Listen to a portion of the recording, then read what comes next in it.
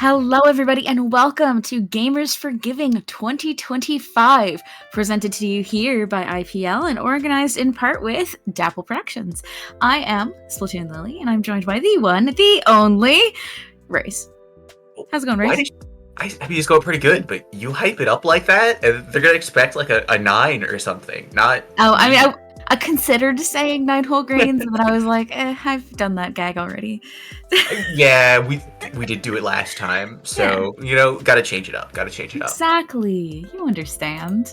Mm-hmm. And of course, it's a beautiful Saturday. A few changes in the production of this event, because it looks like there's a lot going on this weekend. But for now, we're going to try to entertain you the best we can, even though neither Raze nor I has had a ton of sleep lately. Sleeping is an honor that some people don't get, Like, and for a plethora of reasons that would only be interesting if, well, that would only be interesting. There's the lack of sleep. Yeah. I don't know where to keep the train going. My problem was I went to bed at a reasonable hour last night, and then I was like, man, I really want to read this book. Maybe I'll just start reading. And then I finished reading the book at 4 a.m. And then I was like, oh no. Oh, no.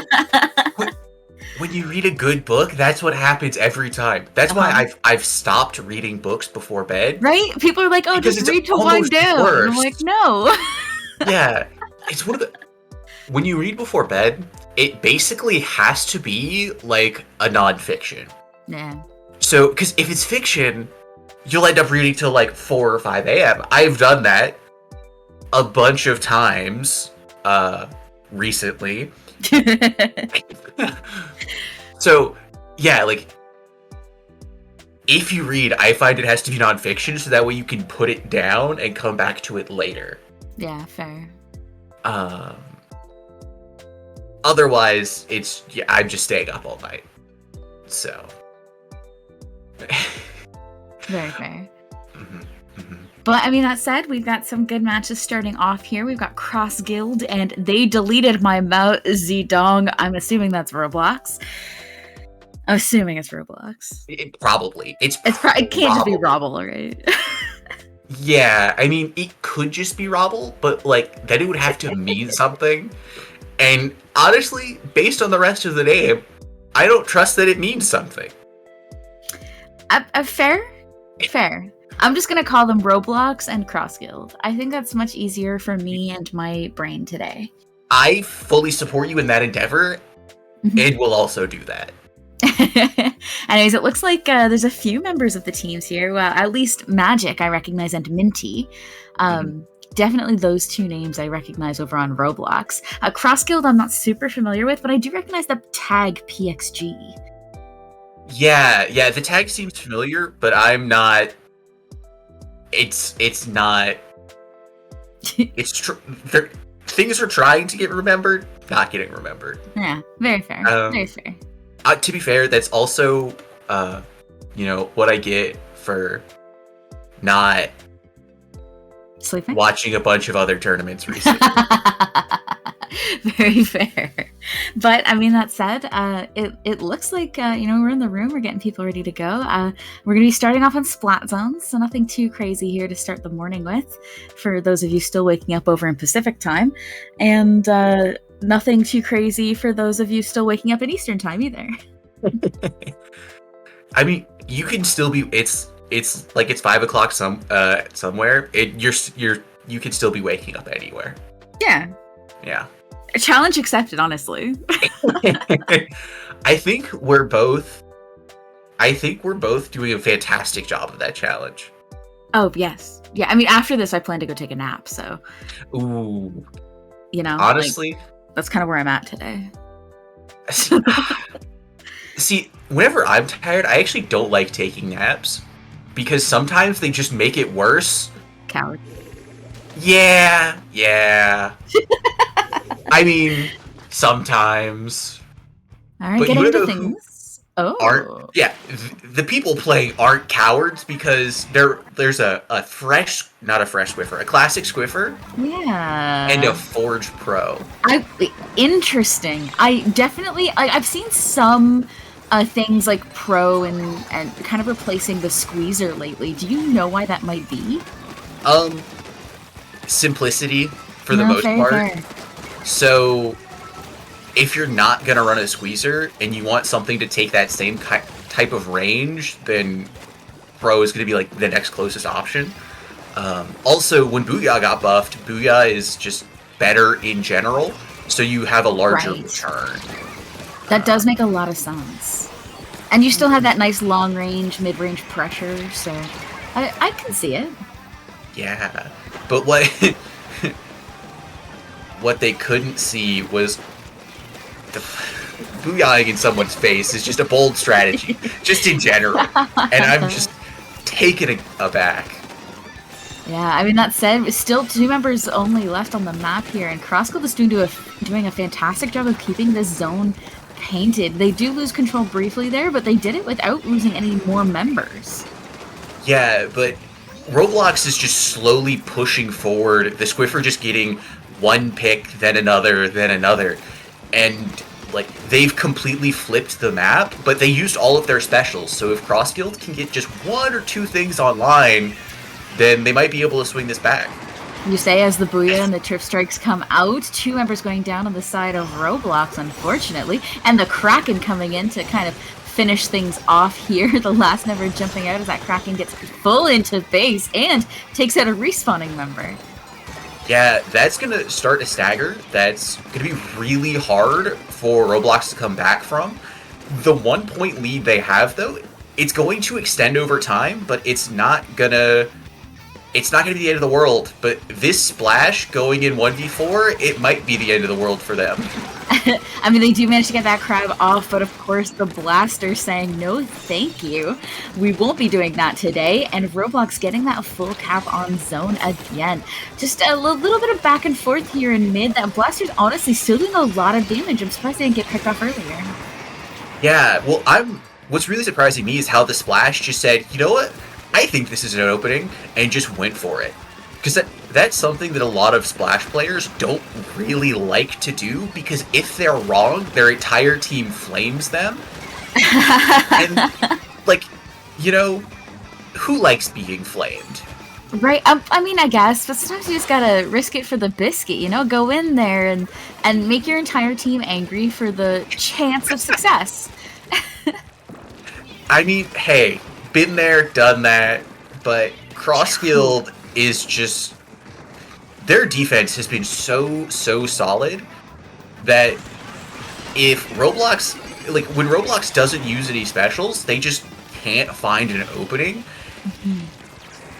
And, like, because right now, like, CrossGuild used 2 specials and then couldn't find anything and then went 2 down, and, like, the game's basically over now. Like, as provided that, you know, they don't wipe out right here... Commentator curse. Yeah, I was gonna say, you say the game's basically over and then a bubble goes up on zone, but then, you know, a Slasher gets a triple, so what can we say? I was trying to keep the game going. Like, Let's get this going a little bit longer. Let's try to flip that zone. And hey, I don't think I can be blamed. Well, I mean, false. I blame K-Bot for almost everything, and he's rarely even involved in it. So here you were involved, so I could definitely blame you without consequence. You could try to blame me. It would work. Jury's out on that one. I mean, that said, that's a game in the favor of CrossGuild. Poor Roblox here, gonna have some work to do. That said, I mean, for a map that often swings very heavily into like one and done knockouts, it was a very back and forth match for Mahi. It was a very back and forth game, but I think CrossGuild had a lot more firm control over it than one might assume. Because again, every time Roblox wanted to push in, it required a lot more resources than it did for CrossGuild to get in. Right. So, like, from that vibe, I think that, like, I'm favoring CrossGuild going into this game too. Yeah. Now, Clam Blitz is a lot more... They had a very solid foundation, so going to Clam Blitz, it's going to be a question of can they play a game of constant and continuing flanks? Right. Because like that's the museum special is if you flank and if you can't handle your flanks, then you're gonna have a rough time. But on the other hand, if you're really good at handling the flanks and you can turn it into a single lane, then it's going to be an incredibly one-sided match. Right. I do think we have to keep an eye out for, I think it was Minty on that blaster. Going to be a big challenge on this map in particular. There's a lot of corners and ledges and the spinner, of course, that are going to cause some problems for Cross-Guild if they're not very careful. But that said, Cross-Guild, that slosher was looking really fine on that last game. Yeah, and like, to address the blaster, like, the blaster is only really good on spinner. Like, Fair. It's problematic in mid, but it's easily handled because of all of the wide open space. There's not a ton of cover. So if Cross-Guild can keep Minty in mid, then they're going to have a much easier time going about this. Yeah, absolutely. But on the other hand, if Minty can just grab the game, then we're good. Getting into game 2, we picked the wrong player. Minty was the slosher, not the blaster. That sounds fun. Minty died to the blaster. That's why I remembered their name. I see. It's one of those days. Anyways, the blaster is going to be an issue here. We're kind of seeing some shots fired here in mid. That blaster picking off two, but getting rushed down, unfortunately, by Swashy here. Doing a fantastic job. This early pressure, I'm not entirely sure what that pro was doing on top mid against the pencil there, but I'm going to choose not to question it. I worry a little bit for Roblox on this map running the pencil squiffer combo. Yeah, but if there's any map that is going to work, it's going to work on this one because... Again, a lot of wide open space in mid, so even if like pencil's not one-tapping, it's going to be providing a lot of value. That being said, after this first minute, you can kind of see what I talked about a little bit during the break, is that Cross-Guild, when the map is really stable, they did a really, really good job. But Roblox just pulled out a bunch of unleashed aggression and played super fast in the opening, and that put Cross-Guild on the back foot. So now Cross-Guild's playing the recovery game. Can they get back in? Can they paint the turf they need? Can they get the specials they need? All that fun stuff. We saw a little bit of a jump out there on the side of Roblox. I'm actually not a huge fan of that. I feel like they would have been more benefited by using that flank as an option, but it could have been they were pinned down. So, I mean, we do see Zuka getting picked off by Chiaki on that slosher, and we're kind of just occupying this spinner area pretty handily. Yeah, they're occupying the spinner, but they're not really pushing forward with it, which is giving Roblox time to poke and prod and find little holes in the armor of the offense, and now Cross-Guild's kind of stuck in mid. Like, they're stuck in mid, and they don't really have any specials, and they don't really have anything that's close to being online. Like, they have a Kraken, but a Kraken's not going to do a ton in terms of just wrenching the door open. So, Roblox, taking all of the time that they were given, like I said, they found the little holes in the armor, and they just pushed in, and Cross-Guild and their 40-plus points just got pushed away. Like, yeah, it wasn't a problem. Somehow. That was honestly a little bit brutal to watch. Just the members of Cross-Guild getting pushed out so firmly. We do see some specials coming online now as the balls are going in. Already down to 64. Not good, not bad, you know. I mean, any points are good, but not bad on this map. But certainly not the winning push. And we're going to have to be careful here. But it looks like the members of Cross-Guild are still occupying mid pretty firmly. So they don't have to worry about immediate counter push. Yeah, so they're occupying mid, but we're kind of seeing a problem with their composition in that they lack the ability to turf quickly, and that's probably one of the reasons that they weren't able to push Roblox as effectively, is they get into mid, but they get into mid and it still painted the other team's color, so so the other team can skip steps in that they can just go straight from their spinner to cross-skilled spinner, and cross-skilled can't go straight from their own spinner to Roblox's spinner because of the turf in mid, and that it's slowing them down. Like, I wouldn't be surprised if cross-skilled comes out of this game having a larger combined KA than Roblox, but because they lack turf, that's what they need to do to kind of just stay in the game. Fair. I mean, we are running into that problem where Roblox is painting a lot more, but they aren't managing to hold any control or move forward because the members of Cross Guild are just so much better equipped to be able to get in there, get those quick kills, and get out. See, that cross is so rough. But like, they had a wipeout, but Cross Guild wasn't in position to do anything, and so it just kind of flopped. And like, Cross Guild is doing the thing that I was afraid of. In zones where they can just stand still and have a very stable condition, they did really well, but where things get more fluid and they need to take more actions to move the objective forward, they're kind of falling flat. Yeah, just a little bit. I'm honestly kind of surprised here at how things are breaking out. There's a lot of back and forth and just no kills because neither of these teams is really equipped to move forward properly. Well, and there's just no turf. Like, how can you move forward when you don't have paint? Like, that's the second wipeout that Cross Guild has needed, and they still just barely scored, and the wipeout in overtime wasn't enough to win the game. Yeah. Like, if you wipe someone out in overtime, it should be enough to win the game, unless you're trying to go from 100 to 0. Yes. Yeah, but just down to 64 is all they needed, and it was 63, but still, that was hard. That was hard. It was a slugfest. It was, like, in that regard, it was very entertaining.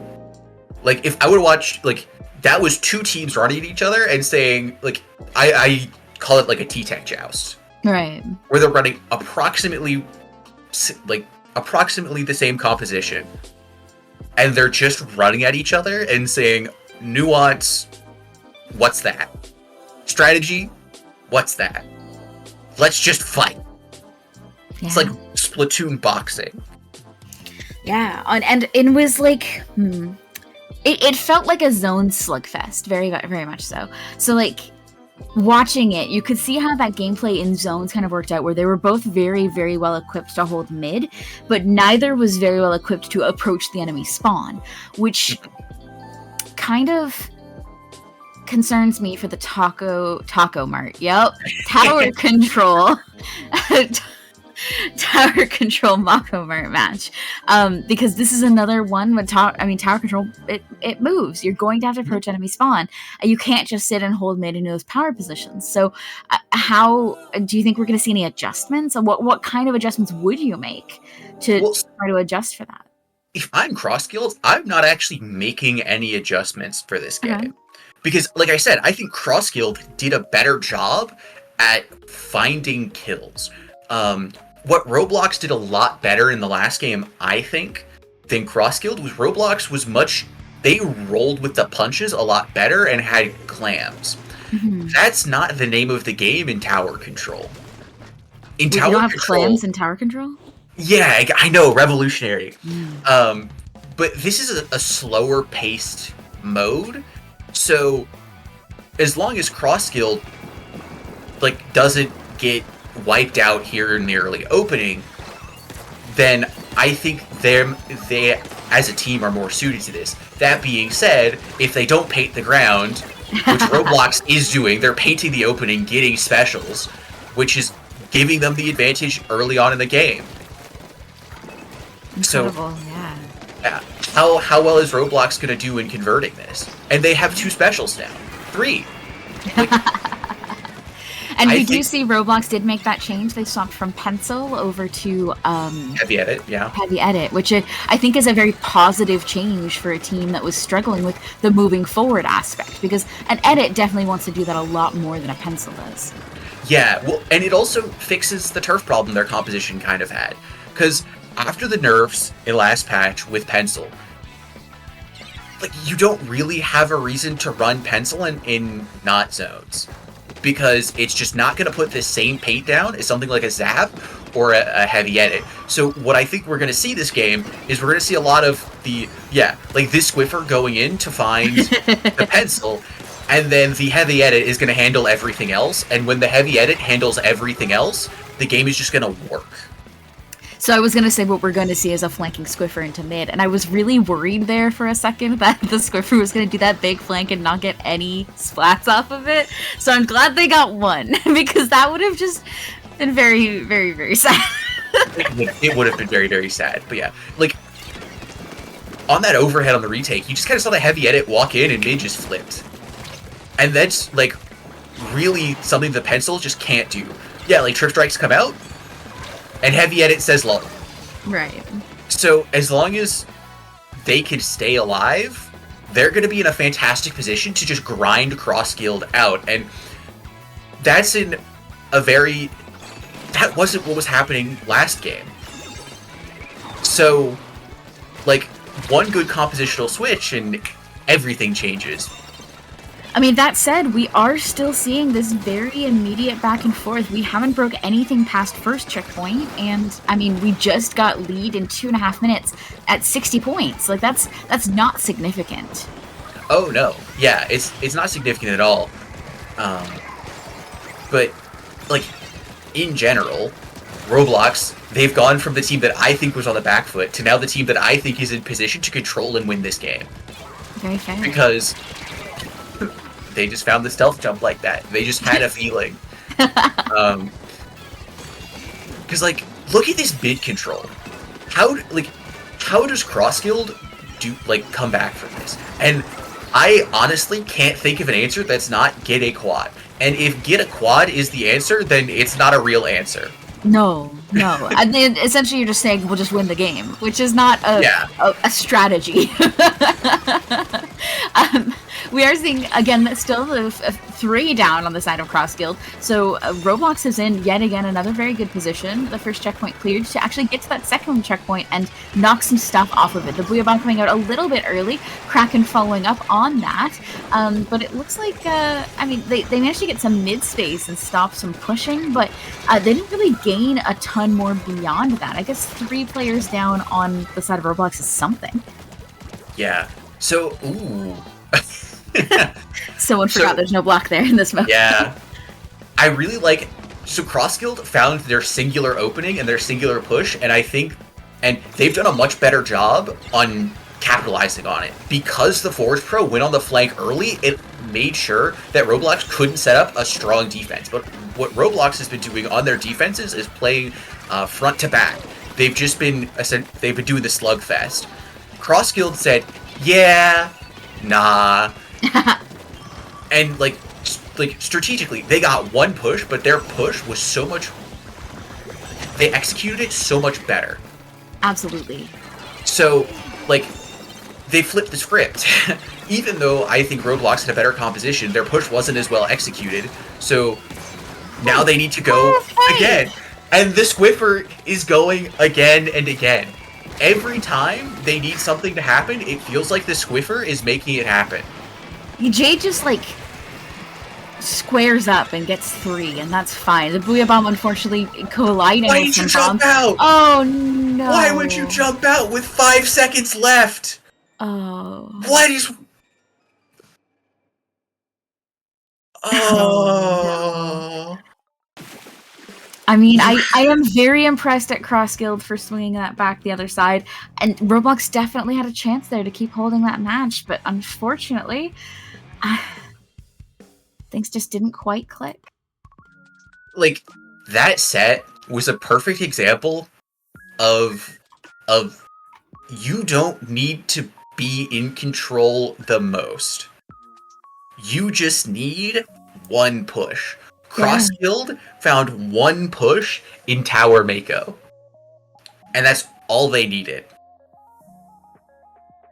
Yeah. In Zones Mahi, I think they had a much better showing. But in Tower, like Roblox, they made the changes that needed to happen, and in the end, it still wasn't quite enough. Yeah. But honestly, respect for Roblox for making the switch.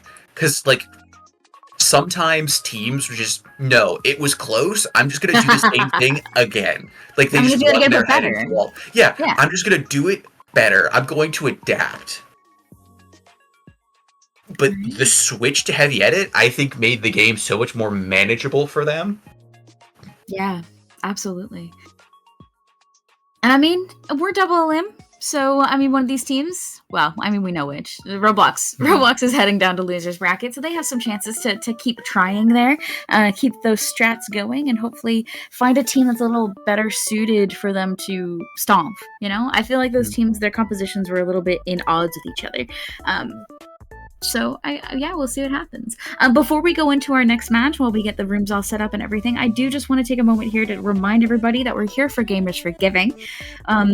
We're raising money today. It's the Gamers Outreach Foundation. So it's a nonprofit organization that tries to restore the sense of joy and normalcy in the lives of hospitalized kids. Each year, millions of children and their families receive medical care inside hospitals, and for many, the process can be really scary and isolating. During hospitalization, kids lose access to friends, school, and moments that typically define childhood. Gamers Outreach believes that the world is better when kids can play, and gamers have the power to help. Through equipment and software, the charity is on a quest to make play accessible, building a world where every hospital is enabled to provide kids with activities alongside care. So in our pinned message in chat, you can see the donation link there, and hit !donate in chat to help donate some money here. We're already up to $210. It's a beautiful start. We are aiming to try to get $1,000 today. So please hit that !donate in chat and enjoy some Splatoon. Yeah. And let's keep working hard and keep raising money. Yeah. It's for a fantastic cause, like Lily just said.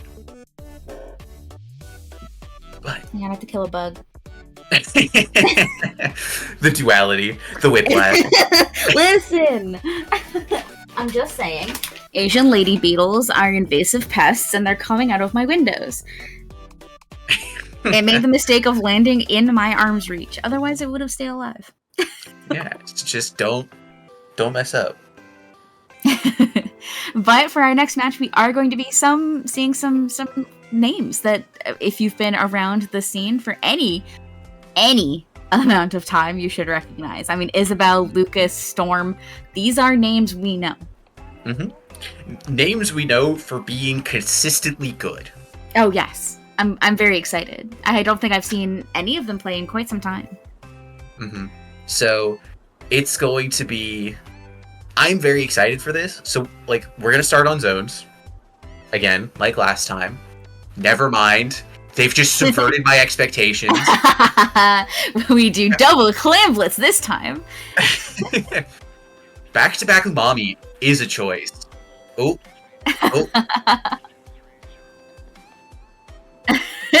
We are hearing from on high that it's going to be a different map there. Clamblet Scorch, not Umami. I will say double Hagglefish is still a choice, but Clamblet Scorch, we'll take that. You have to give our producer you have to cut him a little bit of slack. They, like us, are EP. They've also been doing a bunch of things over the course of the weekend with... I believe they're doing stuff for Sea Battle right now, which is taking... Yeah. Which later is happening tonight, tomorrow. By the way. So later once you're tonight. done, once you're... is it tomorrow? For some reason I thought it was tonight. Tomorrow. Maybe it's a 2-day. Yeah, it's a 2-day event, I think, so... Yeah. Oh no, it's tonight because we were gonna have Saf on commentary tomorrow. Anyways, the point is, once you're done watching this, just switch over and watch Sea Battle. It's gonna be great. The vibes, immaculate. Yeah, and we got if you're watching, it is still a qualifier event. So for the land Splatoon Land battles. Championship. Yeah. The land battles. But that's not what we're here right now for. Right now we're here for charity. So donate to charity, knife emoji. No, not knife emoji. How about like I don't know. What's a better emoji? What's a happy emoji? Fireworks emoji. Yeah, that one. With a knife Much emoji. better. Again, let's not threaten people. Why not? I mean, if you want people to donate, generally you don't want to threaten them. Just... That explains a lot about my life. Yeah, it probably. I mean, we threaten people with knives on Monday. That's D&D day, right? Oh, yeah. That's so just maybe sweep it under the rug for now.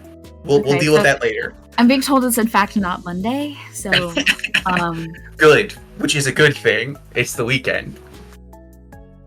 Yeah, it's not Monday, so no knives today. Raze has put that verdict out there, but still, exclamation mark donate. Yeah, exclamation mark donate. No knife emoji. Hey, Raze, can you mute or deafen yourself for a second? Oh yeah, sure. 1 second. Yeah, okay. So that Raze is gone. Knife emoji. Okay, Raze, you can come back. Oh, cool. Anything exciting happened while I was gone? Absolutely not. Oh, cool. Awesome. My cat meowed. It was very cute and you missed it. Very sad. That's so mean. I know. I'm sorry. How dare. No. Taking a look at bracket here, things are wrapping up. There's a lot of 2-0s in that first round, unsurprisingly. A lot of 2-1s, so it looks like we had actually some fairly evenly matched games on that first round. Yeah, which I find more surprising than a bunch of 2-0s. Yeah, 2-0s are normal. That you expect in round 1 to see a lot of 2-0s because you're matching high seed against low seed and weeding out the chaff or something. I don't know, man. I'm not a farmer. Yeah, so having a bunch of those 2-1s, it shows me that this is close. Now, again, your really high seeds, like your Moonlights and your the Hershey picker. Yeah, your Hershey meta. Yeah. They got buys. So they were the round 1 seeds were closer than normal. So round 2 is probably going to see some 2-0s. Like I expect Moonlight to CO to 2-0, right? Because that's if they didn't, I'd be raising an eyebrow like, Moonlight, you guys doing okay? What's going on there, buddy? I mean, getting right into Clanblitz Scorchgorge, let's see what new meta wants to do here. We see a brush, which is not unusual for new meta, kind of running some things that are a little unusual. The Tetra on Isabelle, very normal. I would honestly be more surprised if it wasn't. Isabelle has been a Tetra basically forever. Ooh, Isabelle. Murders. Isabelle commits crimes. My favorite. Positive, yeah. I support trans rights and trans wrongs, you know? So true. That's Reef Slider gonna get picked off a little bit early, but coming in behind here, getting that open, and Ryziel in a beautiful position on that left-hand side to get some nice picks. Yeah, the heavy edit doing a lot of work. It really adds a lot of staying power to this composition that, again, I don't think the pencil has anymore. Especially in a mode like Clamblitz, and especially on this map. Ooh. So if heavy edit gets in behind that pillow that we kind of see on the right side right now, they can just stay there forever, almost. Like, it just takes a large amount of power to dislodge people from that position. And some compositions don't have the coordination for it. But if there is going to be a team, it's going to be Victory Road with some mist and some burst bombs and a sploosh that's just gonna have a hammer every time you try to push. I mean, fair. I mean, mentioning strange things with this comms, I didn't even mention the sploosh or the mini for that matter. Definitely some interesting choices on the side of Victory Road. Some interesting choices, but I don't think they're any bad choices. No. Like, again, Mini, it might be strange, but it's a strong weapon. Like, Bubble is good right now. I think Mist, especially here where you can funnel people in, is going to be a strong pick. Like, honestly, the thing I'm the most doubtful of, and this is probably just because I'm a pencil hater in general, is the pencil. I think that it's just thoroughly outclassed right now by Heavy Edit. Very fair. And I mean, I guess this is the battle of the pencil versus Heavy Edit. We're going to see who wins this. We're going to ignore any other outstanding factors for why this victory might go to one side or the other and only count that. Yeah. That jump from the sword was really nice in resetting that situation that they might not have been able to win. And, like, especially with Cooler, they ended up swinging the fight.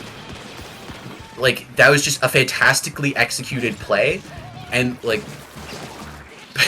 but their comp still can't find the way to get the clams in. So no matter how well that single individual fight was executed, they won the battle, but they couldn't win the war. And now new meta is just swinging it right back in their face because they're like, okay, one of your players overextended. Let's turn that into a fight win. And let's turn that into a bunch of points.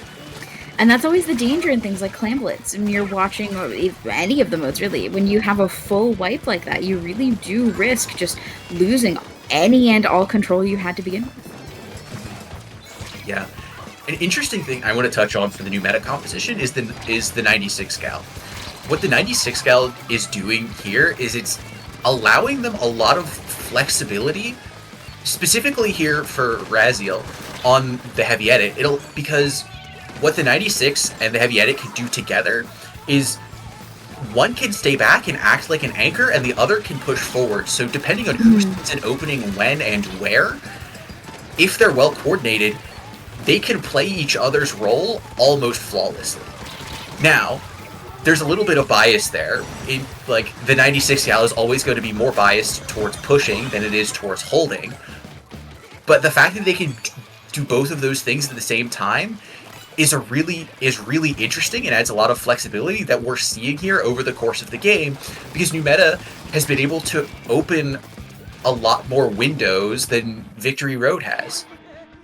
And that's one of the benefits. Yeah, that's one of the benefits to having a very flexible comp like that, to have people who can switch roles and take on each other's positions as needed, is that you allow yourself more options. Mm-hmm. And Victory Road is having such a hard time of getting out of here. And I would be lying if I said that surprised me. Sploosh is something that's really hard to push with. Yeah. Pencil is something that's really hard to push with. Like, if Victory Road was playing zones, I could see their comp working. They're not playing zones. So I am a doubter. I am a hater. But okay, but hear me out. That's just the way it has to be. They are going to be playing zones. Mm-hmm. Yeah, I believe next, actually. Yeah, I think so. But counterpoint, it's not zones only. True. So they win one game. What's next? I feel like Sploosh occupies that same position as kind of Carbon does. Very close range, very, very jump scare, except they have a hammer. And with the hammer buff, they did get a little bit more flexibility. The throw is a lot better than it ever used to be. But just one throw of a hammer can't make up for not having the control needed for a weapon like that. Yeah. Well, and last patch, I would have said that Victory Road had enough control. Because Pencil and Mini together can put down a lot of turf and had a lot of control. But again, then patch happened, and then I became a hater. And eventually I'm going to stop talking about it because I'm sounding like a broken record. But that time will not be now. It's okay, Riz. Kids these days don't know what records are. We're fine. Oh. Yikes. Okay. Feeling old? Yeah. Welcome to my world. Yeah. Well, yeah, sorry. I just got a little existential with myself. I wonder if you could, instead of saying like a broken record, you could just say, I don't know, what's something new that repeats? Like a laggy video. I don't know. Generally, those buffer, so they don't say anything. I don't know. We'll have to workshop that and come back to it. You know, we gotta stay hip with the kids. All right, chat, we're putting this on you. What is something new that kids these days would know that skips or repeats? I don't see. Part of me is like, wow, that felt so cringe to say, but the other part of me doesn't care. Like, literally all I'm thinking of is, like, a Discman without skip protection on the bus. Because that was big for me in middle school. I had a Discman, and the school bus would go over all those bumps, and it would just skip and repeat songs, and it was awful. And then they finally came out with ones with skip protection, and it was excellent. And then they had iPods. So, you know, eventually it didn't matter. All of the problems. But I'm old. Help me. Switch to the other mini. Okay. Switched off the splash, sploosh, sorry, which I'm a fan of. Yeah, Victory Road's comp just got a lot better for me. Okay, because they added a bunch more sources of chip damage. Burst bomb from the mini, the machine as a weapon. So like now their composition is a lot more synergistic. A lot more of it works well together, which is going to add a lot, I think. Not if you walk into the Kraken, but I also like the idea of their composition from a controlling top and mid standpoint. So they did manage to get a 2 down, and the last 2 are on that top mid area. So I do think that this comp is a lot more geared towards being able to retake that top mid, which, as anyone who's ever played this map knows, is very important. Oh, yes. Okay, I was very concerned you were going to get a pit explosion for a second there. Yeah, the big explosion would have been crippling. But it didn't end up mattering because the brush did brush things. It just ran back and forth and rapidly oscillated like a quantum particle. And Victory Road didn't really do anything about it for so long that it allowed new meta to get below 30. Which is a monumental mountain to climb on this map. This map requires so much preparation and specials and picks to be able to retake mid that every second counts. Yes. Now, part of that gets easier when you have, like, you can tell how much more value that the pencil is getting from Victory Road because you constantly see individual members of new meta going down off the top of the screen. It's not, like, super frequent, but it's happening, and that's something that couldn't be said about last game.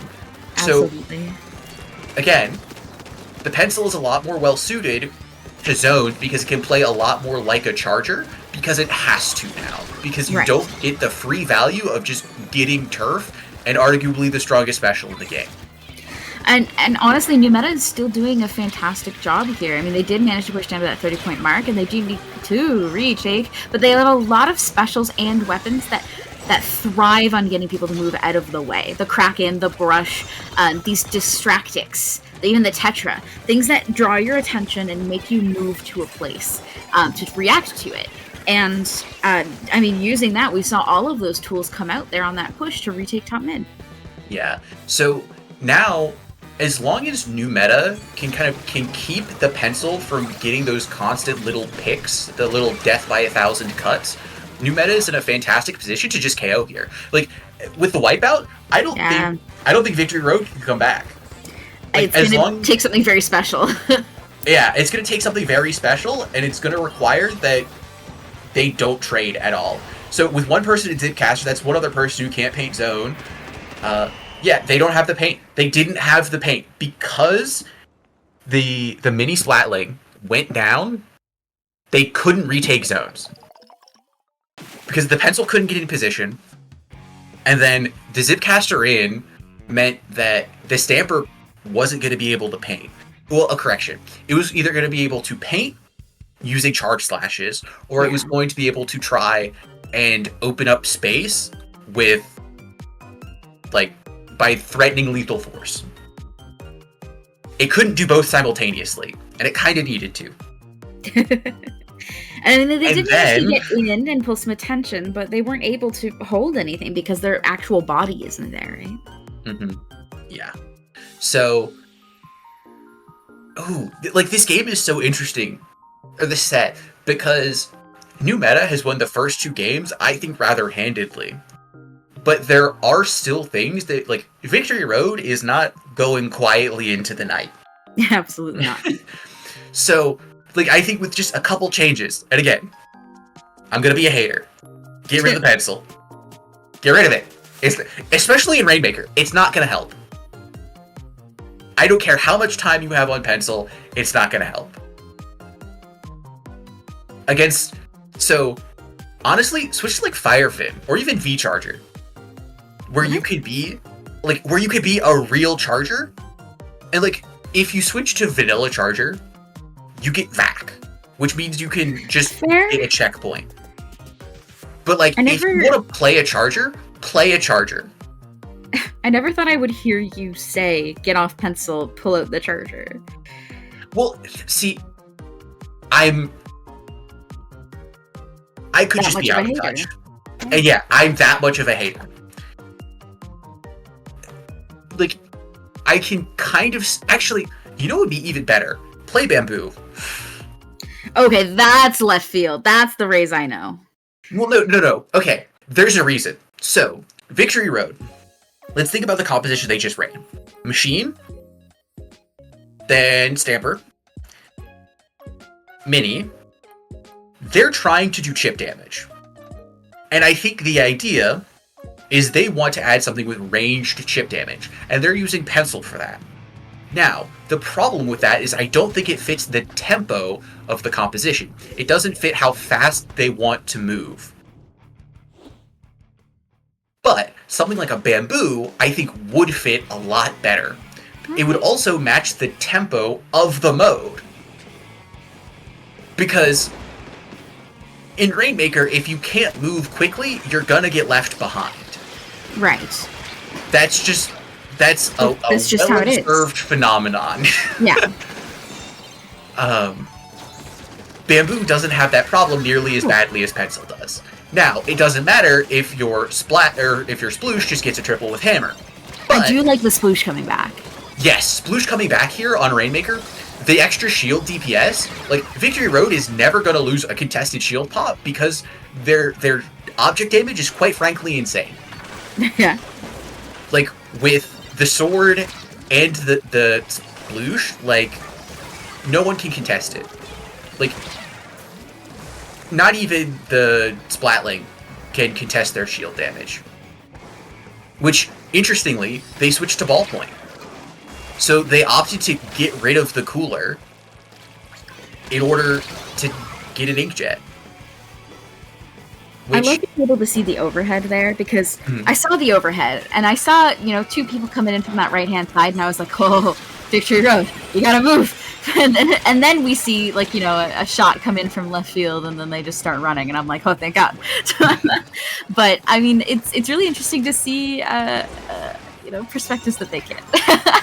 That said, we do see New Meta coming back in pretty heavily, but they have a lot of paint to make up for. 2 members down the side of Victory Road, 1 going down for New Meta, and they made up that ground fairly quickly. The sword going down, the Sploosh is going to have to do some sneaky stuff. This will be first checkpoint, almost guaranteed, but, first checkpoint doesn't really count for a ton on this map. New Meta's push was so smooth. It was, like, it looked so well practiced. Like, I have my doubts of the H3, but they're making the H3 the Rainmaker carrier, so they're not dealing with any of the problems that come with running it. Right. Which is its potential to be slow and kind of clunky. And they're just using it for its advantages on defense of being able to last at range. The ballpoint flank, please. Oh, it got it! The ballpoint got the Rainmaker. And see, come on, yes, do it, KO, do it.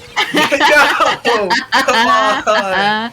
So We're that so is due close. to the 1 point They're mark. on the Three members down. pedestal. This is going to be game, I'm sure. Oh, absolutely. There's no way it's not. But that was crazy.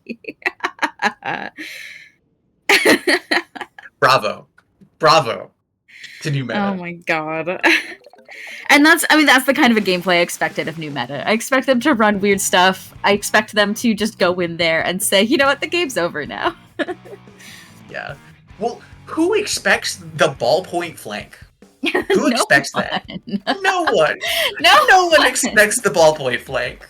Oh, especially when they're running Brush and Tetra, like those are the flankers you anticipate. So if you see the Brush and Tetra, you're like, we're safe.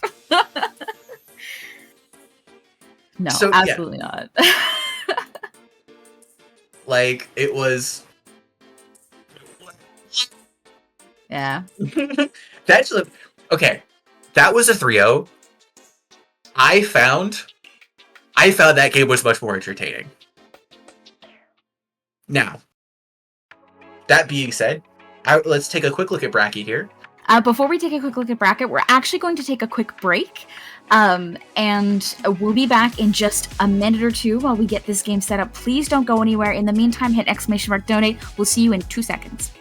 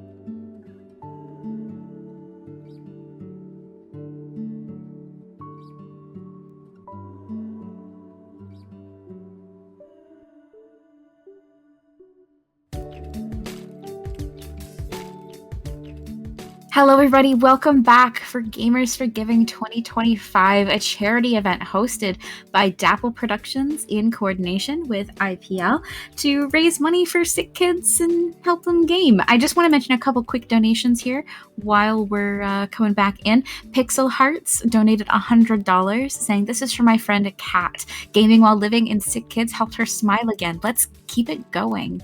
And another big love for T-Bob408, an SOS staff member donated $100. Massive. Thank you so much, T-Bob. We are at $310 right now. Hit !donate in chat to help contribute to that. We are aiming for $1,000 today if we can, and we know how generous this community can be, so keep it going. Yeah. Just any little bit you can give is always helpful and always appreciated. So you got $5, you got $5. Anything helps, and then it's all for a great cause. Yeah. That said, we are going into our next round very soon. We have Washed Motif, a duck motif pickup, and Facade. Both of these teams have names that everyone should recognize. Red Shell, Kira, Tokyo. It's Drifty, Bandit, and Kaiza on Washed Motif, and Facade having Splat, Captain Happy, Ori, and Mechanical Cats. All names that everyone should recognize. But huge. Huge indeed. Now, we're going to have to wait to see who I'm going to hate on. Because I've just decided to become a hater today. After the last set, I feel like I just need to just fully embrace it, because I was a hater. And you know, sometimes I think the Splatoon community needs more of those. So it needs more haters. Yeah, be the change you want to see in the world. That's my message today. So what I'm going to say here is if you're going to be a hater in VC or in chat, you're going to have to make a donation to offset the haterism. So you can hate, you can down that haterade as much as you want, but I'm going to need like a $5 or $10 donation just to counteract that haterade being put to the world. Uh-huh. Yeah.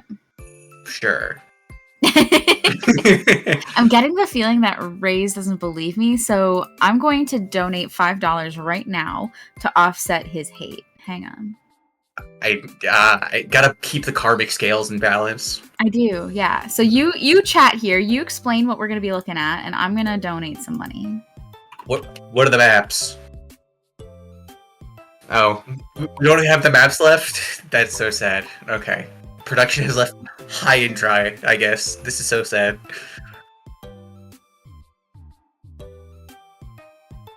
Ooh, okay. Ooh, I get the modes? I can talk about modes. Nice. Tower, then Clams, then Zones, Rainmaker, and TC. Okay, so what this, I think, is really going to come down to is this has a lot of potential for a reverse sweep, because, well, actually, looking at it, I said I think it has potential for reverse sweep, but the more I look at it, the less I believe it. Because it starts and ends on tower control. That means whoever's going to win game 1 is going to be more likely to win game 5, and then game 3, the thing that you're going to use to start your reverse sweep, being zones, makes it a lot harder to gain momentum. Now, if we switch games 3 and 4, and you could use Rainmaker to gain momentum going into zones, that would add some potential for reverse sweep. But I think this round, the winners quarterfinals, whoever wins game 1 is going to be abnormally favored. And I say abnormally because, you know, if you win game 1, you're always going to be favored. But I think it's going to be more... I think it's going to be more likely that whoever gets that first game, whoever gets that first fight, is going to be able to take the momentum and just bring it through the set. I'm expecting a clean 3-0 for this round. As much as that kind of disappoints me to say, I think it's probably going to be a clean 3-0. Now, I'm here to interrupt this to say a big thank you to Quill for a $10 donation, and a thank you to me for a $5 donation as well, to offset Raze's haterade. I do want to note here that for anyone donating, there is there's a donation matching happening. So every little bit you have is doubled. That's awesome. Who's matching it, or is it just getting matched in general by someone somewhere? Yeah, I believe it's by Tiltify itself. Ah, I see. I see. But I'm not 100% on that. But either way, it's beautiful. So do that. I donated $5. It turned into $10. It's great. So now Rays can hate a little bit more than normal. I'll try to keep my hate reasonable. I don't think I am an unreasonable person, you know, but I'm also biased towards me, you know. Oh, here's our knowledge. Squadaddle is matching every donation for the next $350. So huge. Yeah, get your donations in. Yeah, get him in. Get him in. Okay, pencil. Okay, facade. Sure. But you got your S-Blast too, so. Yeah. I still don't think it's enough. So, Facade's composition is well thought out, and I think is traditionally strong. But I still don't think it's quite enough. Because if they don't keep turf on the ground, holy, then the S-Blast is going to have a hard time getting things done.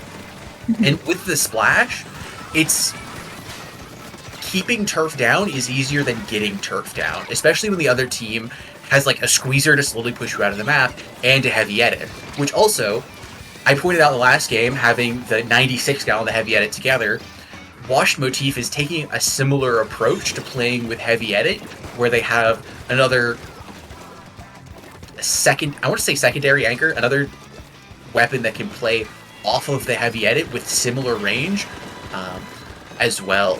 So that's kind of an interesting trend to note, and see if that expectation continues throughout the rest of the tournament for the people who watch the entire tournament. Understood. A beautiful clue there from Kaiza. 2 members jumping in to watch Motif, gonna pick up that cooler and get right back into the game. We are having a little bit of a fight over mid, which is not uncommon in this map. Kind of getting that control in mid is necessary, but very, very difficult to start off with. So we're gonna have to see if Red Shell can get a little bit of a flank going in here. That Zipcaster definitely gonna help with that. Zipping to low ground here is really interesting. That's something you don't really expect from Zipcasters, but it did its job wonderfully. Because Facade couldn't get a solid angle on the Zipcaster, and they kept trying to. So it just got a bunch of space where it might not have been able to if he went over the top, because that would have put him in the angle of the pencil. And as much as I'm a pencil hater, it is lethal. Yes. Like, if you disrespect a pencil at this kind of level, they will just wipe you out. Are you saying they won't take that stationary? Anyways, we have a Facade here still holding a pretty decent control, but they have quite a bit of ways to go. I mean, a 32 push for Wash Motif could easily be the winning push. Yes, for sure. Something to note is Wash Motif, their retakes have been really, really well timed. They haven't, like, even when Red Shell is going in, and if Red Shell goes down, the rest of the team is still committing to the play. Like, yeah, like that right there, like, is a perfect example, because Red Shell went down in Zipcaster early, but Wash Motif still committed to the play, and because they still committed to the play, it just worked. Like, yeah. Facade wasn't able to, like, recollect all of the things that were going on, so when when Wash Motif just kept going, they just built up steam. That's what we love to see. We love to see people committing to this crazy stuff they're trying. And, I mean, speaking of, Kaiza's doing a fantastic job over here. Gonna have to back off of that crab a little bit. The members of Wash Motif are a little backed up, but they do have, I mean, a Red Shell coming in, first of all, to disrupt things and provide openings, but they also just have a substantial push that means that they can sit back in a little bit of a safer position if needed. Yeah, they have the breathing room, they have the time to just kind of let first checkpoint go if they need to and get a solid defense set up. Now, Yeah, see here they're finally starting to do it, where they let first checkpoint go, and now they're going to set up for the second checkpoint. It's right here. Red Shell's going to zip caster, and then ooh, that was a fantastic zip. That engage was great. Everyone on Facade looked at Red Shell, and so Wash Motif just got to drop in for 3. They got a delayed wipeout. They didn't quite get the wipeout screen because they were a little slow getting the other 3 members down. So Happy ended up being able to come online, but look how fast Wash Motif moved forward. Everyone on Wash Motif really got in Facade's face, and then when things got a little dicey, they all jumped back out, they stayed safe, they didn't even allow Facade the idea of overtime. That defense was so well executed, it like almost textbook. Yeah, and we have called it out a couple times in game, but I do just want to mention, like, I do think that, I mean, all of the members of Wash Motif are very stable, but I think Red Shell Zipcasters might have been the MVP in that match in particular. Just, they pulled a lot of attention, the members of Facade were very worried about them, and they provided openings that the rest of Wash Motif just followed up on flawlessly. Yeah, so yeah, to kind of build on what you said at the end there, the Zipcasters are really well timed, but that also requires the rest of the team to A, know they're coming, and then B, know what to do with that timing. So, like, Red Shell might be the person engaging, but if no one engages with Red Shell just looks like a feeder. So, honestly, like, shouting out the rest of Wash Motif is as necessary as shouting out Red Shell. Because that's a delicate dance. Like, being engaged, being the first person in the door, if done well, can completely change the state of the game. But if it's done poorly, you could put your team so far behind that it's almost impossible to come back.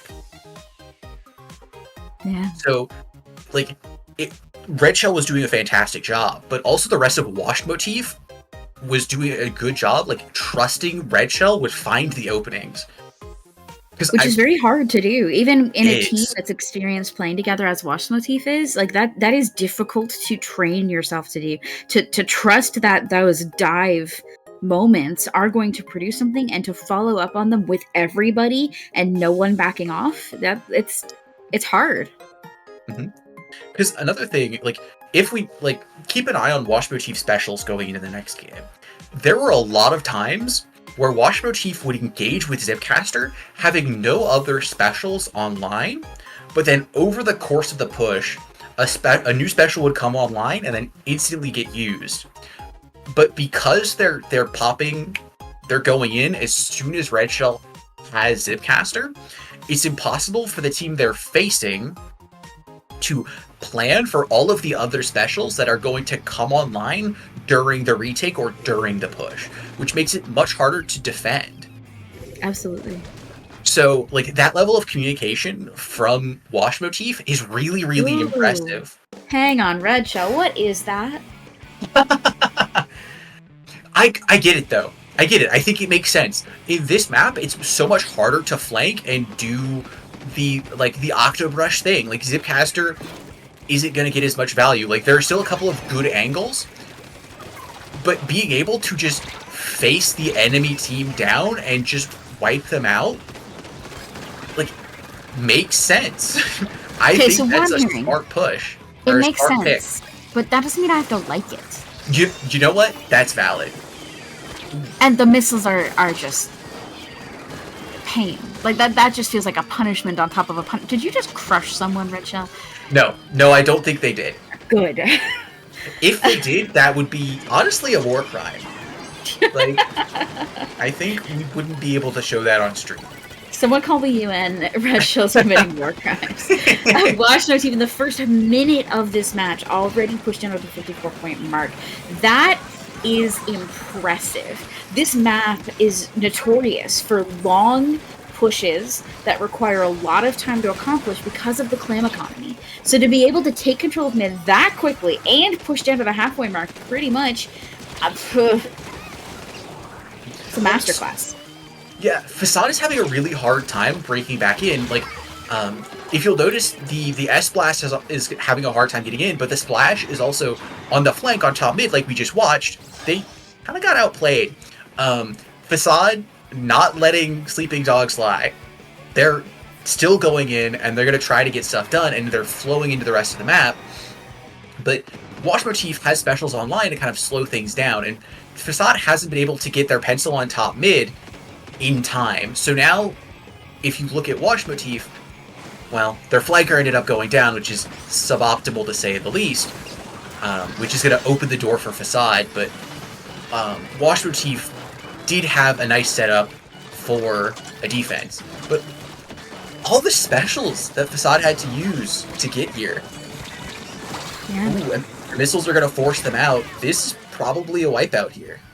They did manage to keep one member alive for now, at least. Red Shell's working on that. And we did manage to get lead, which is very important there. Now, it won't take much to take lead back, just a football and a little bit more on top of that. And we do have several members down. They do get in time to protect that entrance from Wash Motif before they can break through. So that'll buy them a little bit more time. And the crab coming out is not going to help them at all.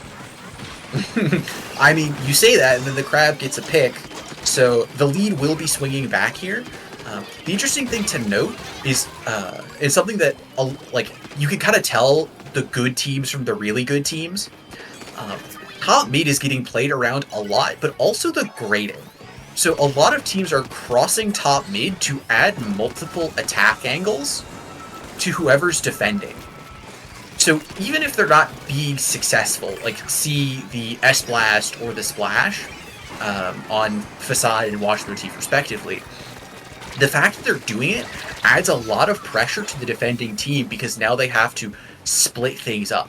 Whereas if you're just defending either top mid or in pillow, you can just throw all of your firepower and all of your specials at that angle, right. And it stalemates. That's like the thing you're talking about. That's the reason a lot of teams end up sitting in mid for so much time because they don't split their team up in a smart manner. Very understandable. We do see Facade gaining a bit of control here. Two members going to have to back up a little bit, I think. They don't manage to get lead, unsurprisingly. They do manage to get most of the members of Wash Motif down, though. And Facade still maintain that control of mid, doing a fantastic job of it. Yeah, what Facade's doing right now is they're doing, like you pointed out, they're doing a really good job of maintaining the control they already have. They're not overcommitting for resources. They're not trying to win the game outright right now. They know if they can just keep this position, if they can just grind this out, they have the clams that they can try to win. Of course, we say that, and then Wash Motif was like, nah, we're good.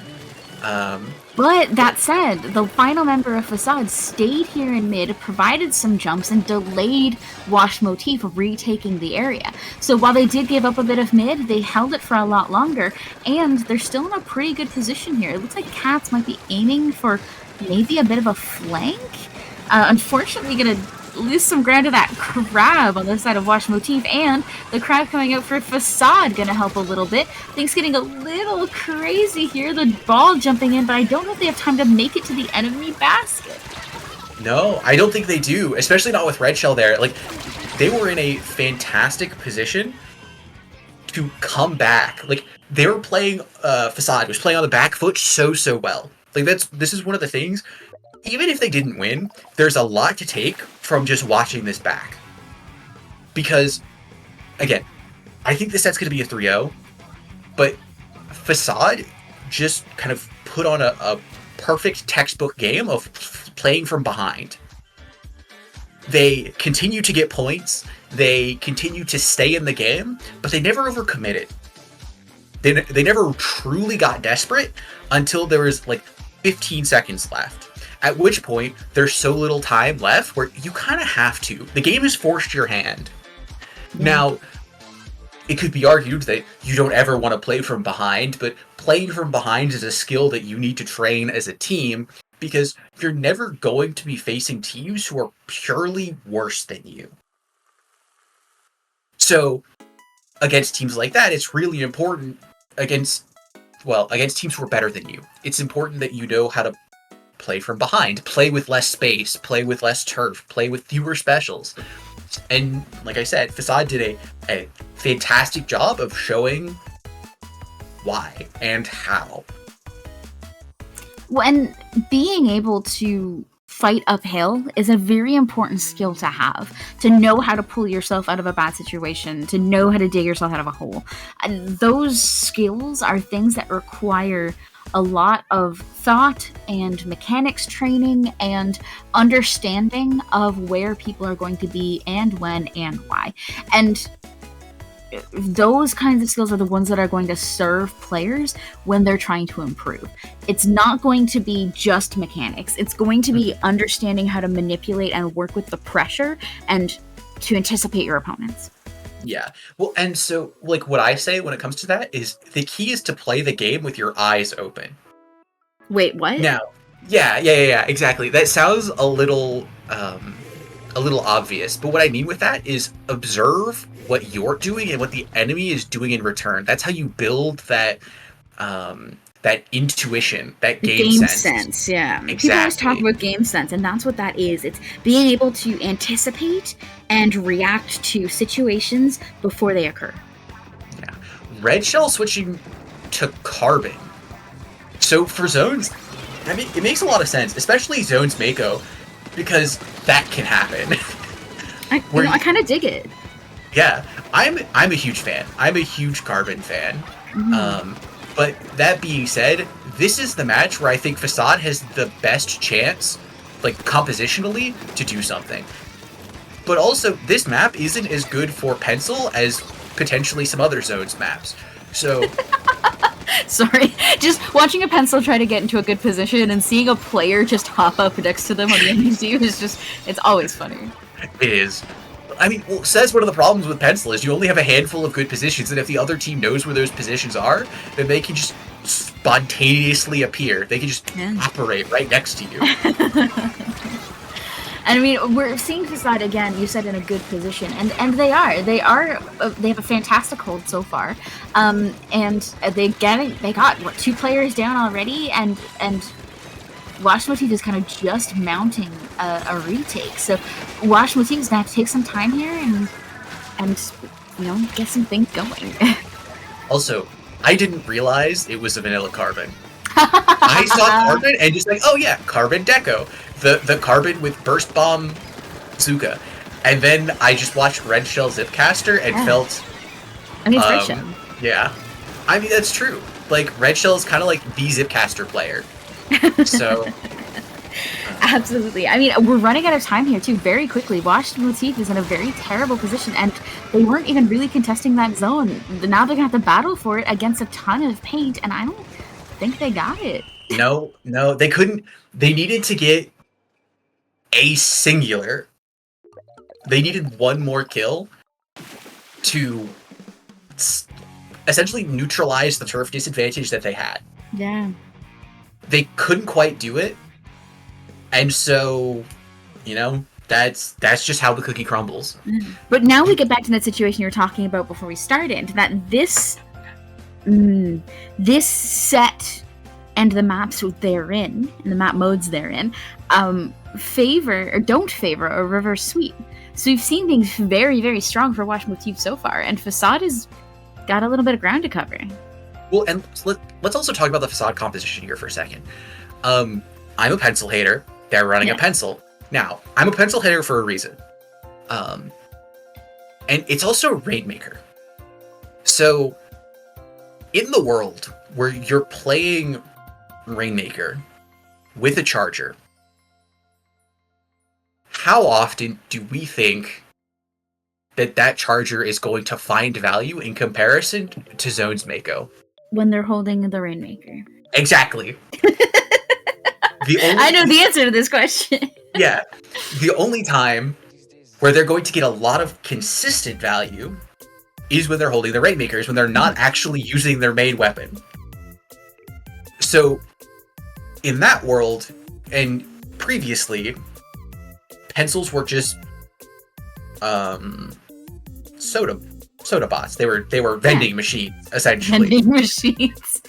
Where you'd put your turf in, and then you'd get a soda out, and you'd go do your thing. Rainmaker Humpback, that's not really a viable strategy, in my opinion. So, I think if Happy continues to play the pencil here, yeah, I don't like their chances. I don't like their chances at all. Unless Happy is just playing the Rainmaker and is essentially just becoming a Rainmaker main for this game, I'm not particularly enthused. Fair. I'll be enthused for you.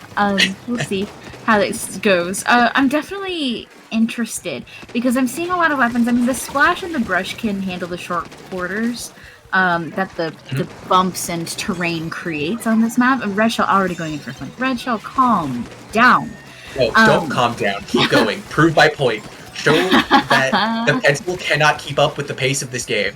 Yeah, and then we have the edit and the squeezer to cover those more longer range situations. We'll have to see if they can match up to the pencil, because this is where the pencil's going to shine. It's on this straightaway right here. But they're also 2 down, so the pencil's not even going to shine here because they can't. You cannot shine there if your team is dropping in one at a time and dying. So in the minute, Wash Motif has pushed from 100 to 17, and they're still pushing. They're still being aggressive, still taking space, and put the pencil in the worst possible position for it, which is now it needs to push. Now the pencil needs to find a way to play like a Squiffer or play like a Bamboo and take space. Yeah, I mean, this is the point where we know that they dropped their cooler, so they could pick up Rainmaker. We are seeing this fast right-hand side, but the Brush is a problem. Mm-hmm. Well, and also, Facade somehow managed to get mid-control, but I don't really know how. So, as long as they can keep mid-control, as long as Facade can maintain that mid-presence, they could probably drag it out for enough time to slowly grind out a lead. But if Wash Motif, when Red Shell inevitably zipcasts in the next 5 seconds, if Facade can't keep mid-control through that, then we're just going to go back to where we were 20 seconds ago. Which is, Facade's going to be in their base, and they're going to be sobbing because they don't know what to do. That being said... And they're doing a pretty good job so far of holding this mid area. We do see a Splash here on its own, having to jump out. And Red Shell taking their place to dive in and get one. Whoa, that's Suka. Ooh, that was big. It was really big. Red Shell getting the pencil was probably the worst target they could have picked there, I think.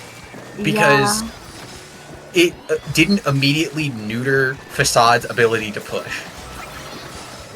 That cooler did, though. Don't you love a cooler going out and blocking your perfectly aimed Rainmaker shot? Anyways, 2 players down, 3 almost down on the side of Wash Motif. Facade's in a pretty good pushing position here. We're just going to see if they can maintain this control and maybe get a special up. Yeah. Again, Facade is doing a fantastic job of playing from behind. Like, Wash Motif came out swinging, and they swung hard. Mm-hmm. But, like, they didn't get... Like, Facade didn't let themselves get KO'd. And so now, Wash Motif is, like, hanging on. And Facade is trying their absolute hardest to make sure that Facade can't. Now,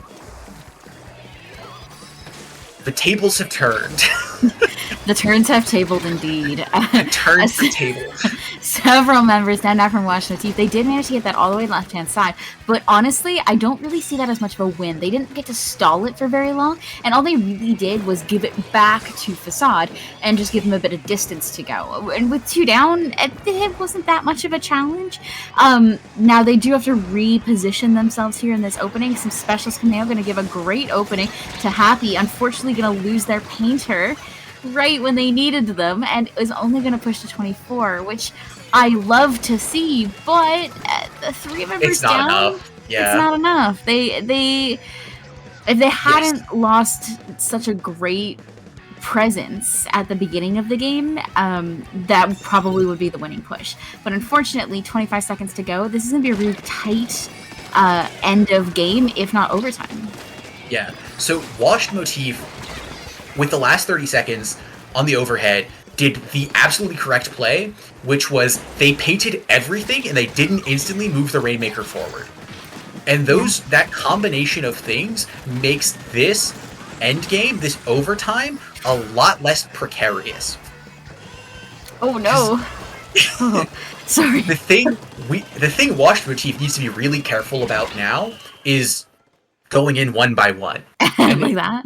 Like that. It worked out for them, but it raises eyebrows because if it doesn't work, that's the thing that you look back during the VOD review and you throw your hands up and go, why were we so bad?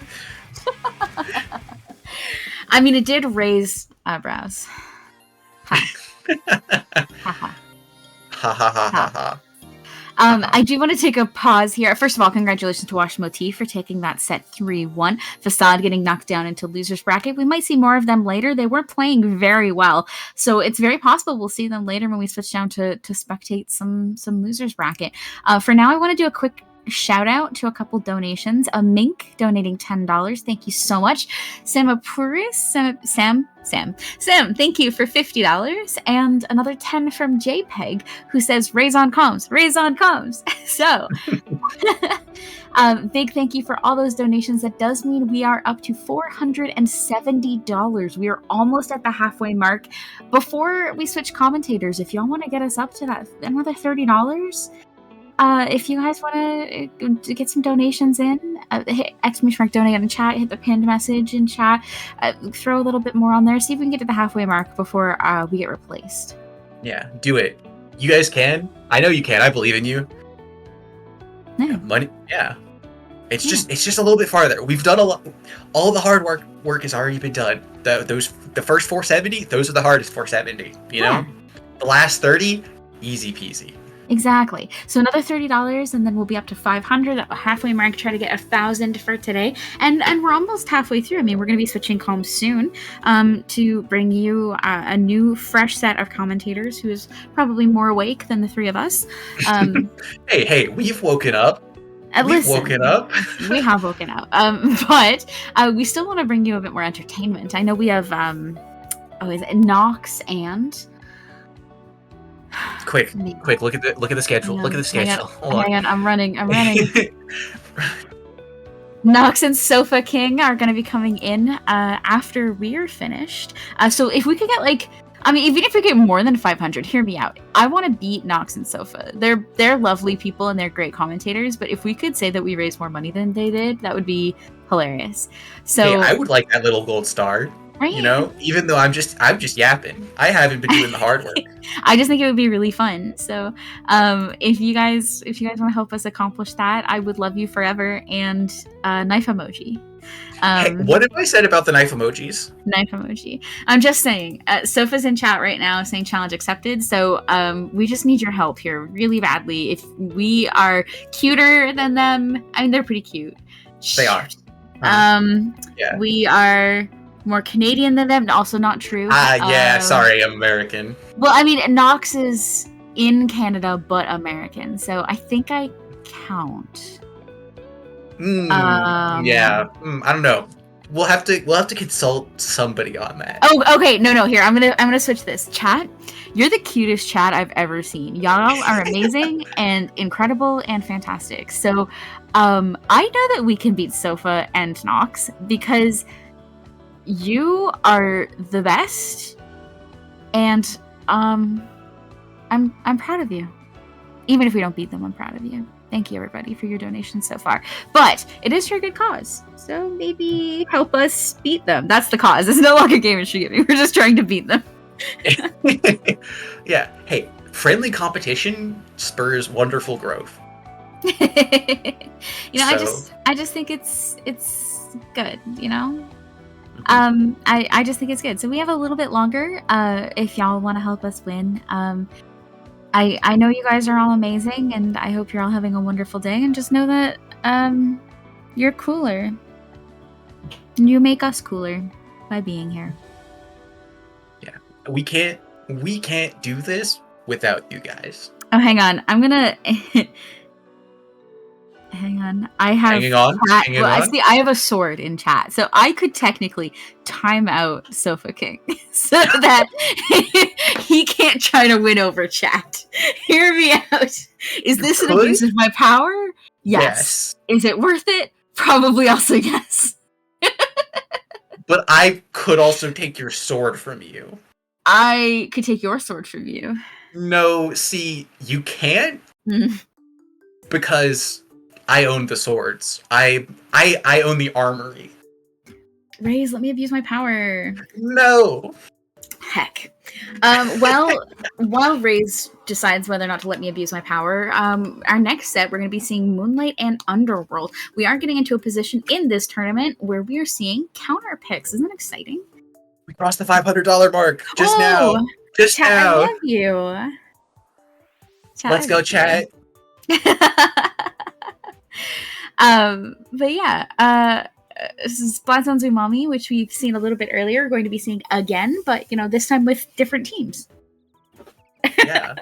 Different teams, but I'm still expecting to be a good time. I just hope Basil does me a big solid and doesn't play pencil.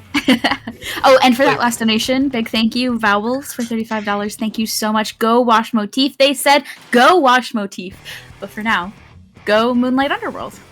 Yeah, go Moonlight Underworld. Basil, I understand, but it makes me sad. Yeah, fair.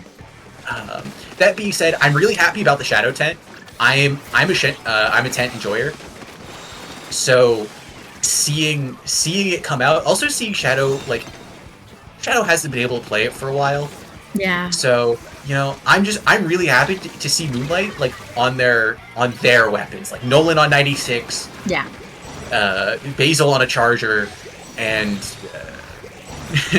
Shadow on a 10. So. And a Kraken in the pit.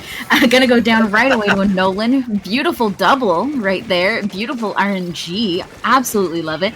And the members of Moonlight moving in pretty quickly here to retaking this control. You have to avoid that hammer in behind them. Prom King with a beautiful flank, but the sword coming out to get some quick revenge.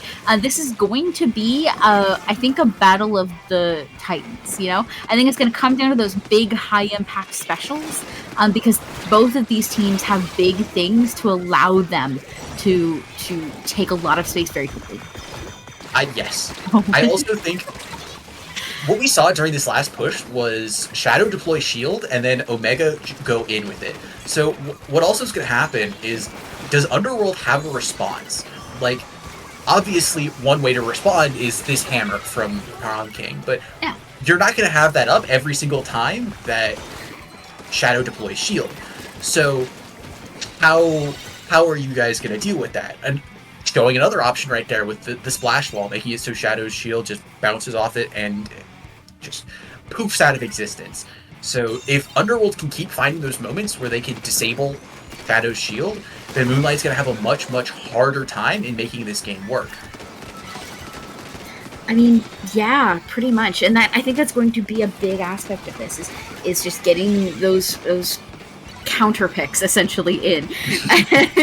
That said, I mean, Moonlight's still in control of this map, still down to 46, halfway through this game, and our Kraken is distracted with a bubble.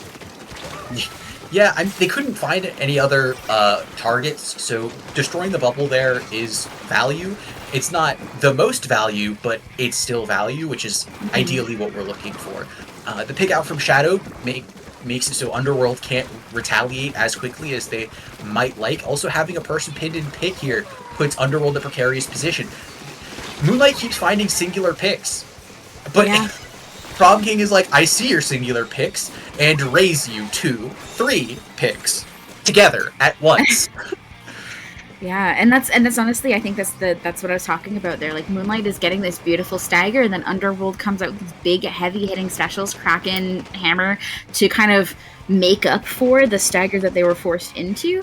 But we'll have to see if it's enough. Yeah, it almost feels like strength versus dex, if you know what I mean. Where it's like Moonlight is winning because they're just constantly eking and scratching leads out over time, death by 1,000 cuts. But then Underworld just puts on the big boy A boxing rogue, gloves. a rogue sneak attack dice. I Yeah, get you. Yeah. yeah, and then Yeah. just comes in and just slams. Like, Yeah. And welcomes to the jam. yeah, Basically, beautiful pick there. They do manage to retake this zone before losing lead. It's going to put them in a pretty good position for this end game if they can get set up properly, which is going to be the challenge. No real specials online. The Kraken's going to go down before they can reach special. We do see a hammer on, but again, going down before it can really get deployed. It's going to put them in a nasty position. If 2.5 down, stuck in their spawn with almost no penalty left on the side of Moonlight. yeah. Moonlight just swung for the fences and hit a home run because the hammer has been the thing that has been constantly giving Moonlight problems, and Moonlight dealt with it twice in a row, which they got flanked. They let someone out in pit, and the Kraken snuck through, and because the Kraken snuck through, they ended up getting retaliated. So Moonlight got ahead of themselves. They decided to let a person through, unbeknownst to them. The situation didn't allow for it, and got a penalty. So now they're not going to be able to KO. They're still sitting in a fantastic position overall, but it's not the decisive game win that you're hoping for if you're Moonlight. Absolutely. I mean, few seconds left on the board, 3 members down on Underworld. That is game for Moonlight. But yeah, it wasn't the decisive victory to set the tone for the rest of the set. Yeah. Because, so, 98, really good. You're not disappointed right now if you're Moonlight. Right. But let's shift away from them. Okay. What does Underworld counterpick here? What do we think gives them the best chance to win? I want to say Rainmaker or TC. I agree. Yeah, I think they have a very mobile especially- comp, very fast moving, and they have a lot of specials that are very high impact that will do a lot of good in a mode like that. I would love to see Rainmaker. I don't think we are. I think we're going to see like TC. I think we're going to see zones, honestly. Sure. We're at that point in the game where everyone counterpicks zones, so. Yeah. But I don't think Underworld will counterpick Rainmaker, even though, based on what I saw in the last game, I think it's their best bet. Yeah. Because Underworld was really good at, like you said, singular, really powerful pushes. And that's just Rainmaker. That's the mode. And I think Moonlight did a better job with the sustainability, which I think is better for Clan Blitz and Splat Zones, so I wouldn't want to take them to either of those modes. Especially with Shadow on Tent, I think Clan Blitz is a very finicky counterpick. Yeah, very dangerous. So, like, if I'm Underworld, I don't instantly want to take it back to Zones because, honestly, Zones wasn't really that close, all things considered. No. It was a slugfest. It was back and forth, but Moonlight was constantly punching above their weight class. The counterpick has come in. TC Inkblot. So we were right. And honestly, I do think that's the best option for them, to take them to a game like TC. Now, we'll have to see how it works out for them. Moonlight is known as a very well-rounded team. I wouldn't say that they really struggle with one mode or another. I think probably their weakest, if I had to pick, would be TC. But, yeah. I'm expecting Shadow to not play Tent on TC. Because Tent, especially on Tower Control Inkblot, Tent can be a little fickle. You don't really have a ton of places that you get a lot of value from deploying your shield. And if you're going to flare your shield, you probably shouldn't be playing Tent to begin with. I would argue that you might not even really want to play Brella, because like it's still an online tournament. It's gotten substantially better over time with Brellas. Yeah. And I mean, we'll have to see how they're feeling. Like they did run into some counters in that last match with the walls, and their slower fire rate might have been an issue with things like the hammer. So we'll have to see how they're feeling. We might see Shadow switch off, but I'd love to see him stick. You know what? Yeah, so seeing Shadow stick would be cool, but also hear me out. If Shadow plays Zap, Basil can play leader. Okay. And then we can use the leader to check the pencil. Well, Dang that's it. not going to happen. So, Yeah. I mean, I appreciate the stick. And I don't see any real problems here. I do like the blaster pick on the side of Underworld coming out for tower control and coming out against a tent. You know, Yes. a blaster is never going to be a bad idea. The Wiper for me is a little interesting to stick with, knowing we're up against a decav, but it might just be that they're not feeling the pressure. Well, yeah, like, I think the Wiper was the person consistently giving Moonlight the most trouble that we saw. Now, obviously, we're not in the game, and we can't be everywhere all at once. What? So, like, it could be completely different. But, like, they just got a really strong double kill to open this game up. Yeah. Yeah. And we're seeing Moonlight here on tower. We're seeing the members of Underworld going to have to recollect themselves. There is someone on the flank. We're kind of keeping an eye on that. But I'm honestly too worried about it. Omega in bats here is rough. It is. See, look, there's the Wiper just coming into mid and just stopping the tower on their own. Like, did it stop it for a lot? No. Ooh. But it put a little... Ooh. But it stopped the tower for enough to give the rest of the team time. It's like, Underworld, they're a very... What's the right word? They're a very fluid team. They're not...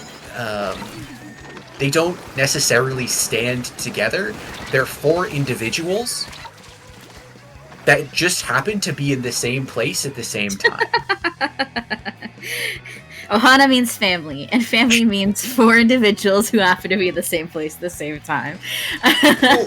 We are seeing, I mean, some fantastic cooperation coming out of them, but yes, I do think like every member of that team can stand on its own, as opposed to Moonlight, where the members are leaning on each other and using that coordination to do good. I don't think either one is necessarily better in this particular situation, because Moonlight's teamwork is so powerful. Yeah, well, Moonlight's teamwork is so powerful, but what I was trying to get at is the individual picks you get against Moonlight aren't going to be as impactful as the individual picks you get against Underworld, because Underworld losing singular members is really bad, because those singular members are a lot of individual firepower, whereas Moonlight is built on the idea of, if we lose a person, we're still going to continue with our game plan. Yeah. So that gives them the ability to outlast. Like we're seeing here. This tower hasn't gotten to Moonlight's side of mid in probably 2 minutes. Yeah, it's been pretty consistently over here. Even with Underworld getting pick after pick after pick, it's never been quite enough.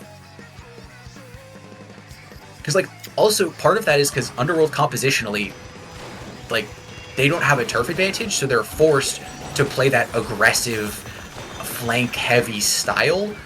And because, you know, if Moonlight wants to force a head-to-head, Moonlight's gonna win the head-to-head.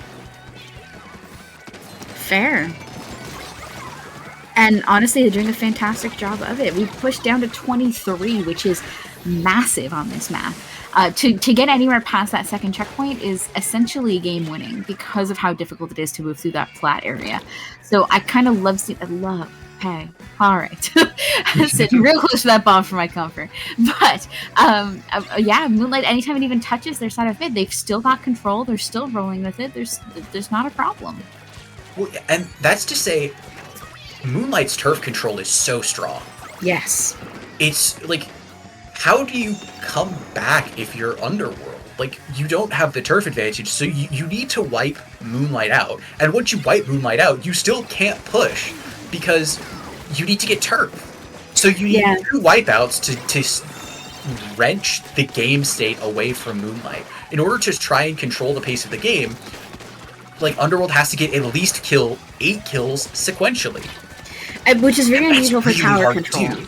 It's also very unusual for tower control. Like, Clam Blitz is usually the mode you associate with that. You do one push to wipe them out, and one push to get the resources for a push. You don't necessarily get to have... Ooh. Okay, Len. Len, is that you? You don't necessarily get to have that kind of multi-push situation in tower control, and we're running into that kind of difficulty here. The Kraken was nasty. Nolan, that was just rude. You didn't need to do that.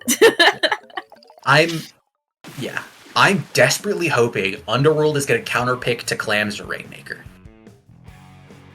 Because I think those modes suit the style that Underworld want to play much, much better than Zones and Tower. And we've seen that because I think Moonlight never really lost control on Inkblot. Like, Zones is a mode that gets practiced so much by everybody that at high levels is always going to be the closest. Yeah. So from there, you need to find your next strongest mode, and you need to make a guess, an educated guess, but a guess nonetheless, on how to exploit the weaknesses of the team you're facing. Because what I think the TC Inkblot pick is I think that was a comfort pick. Yeah. Well, and also it's the legally required counter pick. True. Going back to tower control, it's bold strategy, Cotton. Yeah. I don't think it'll pay off. I'm not a believer. I hope they prove me wrong. I want to see more games from this set because it's been entertaining. As much as I've been kind of flaming negative, yeah. As much as I've been. I feel like flaming is too strong of a word, but sure. Oh, here, I'll flame. Omega, more like Omega bad. Got him. Yeah. Yeah. Sorry, the train of thought left the station and I was not on it. You're welcome. I'm always here to throw tomatoes at Omega. I just like throwing tomatoes in general. Unfortunately, that's my favorite pastime. But yeah, I mean, I do think tower control again is a bold pick. I don't think Mako Mart is a significant increase for them over Inkblot. I feel like this was actually a worse tower control map for them. I disagree. I think it's an improvement, just slightly. Because I think Mako Mart it's much more well suited to playing non-linearly. Fair. Because I just picture a Tenebrella in any location on this map, and it scares me. So, well, good thing there's no Tenebrella. Oh, interesting. Shadow, explain yourself. I mean, there's not really that much to explain. So if you deploy Tent Shield out in the open, it gets shredded. If you deploy it down closed, it can be avoided.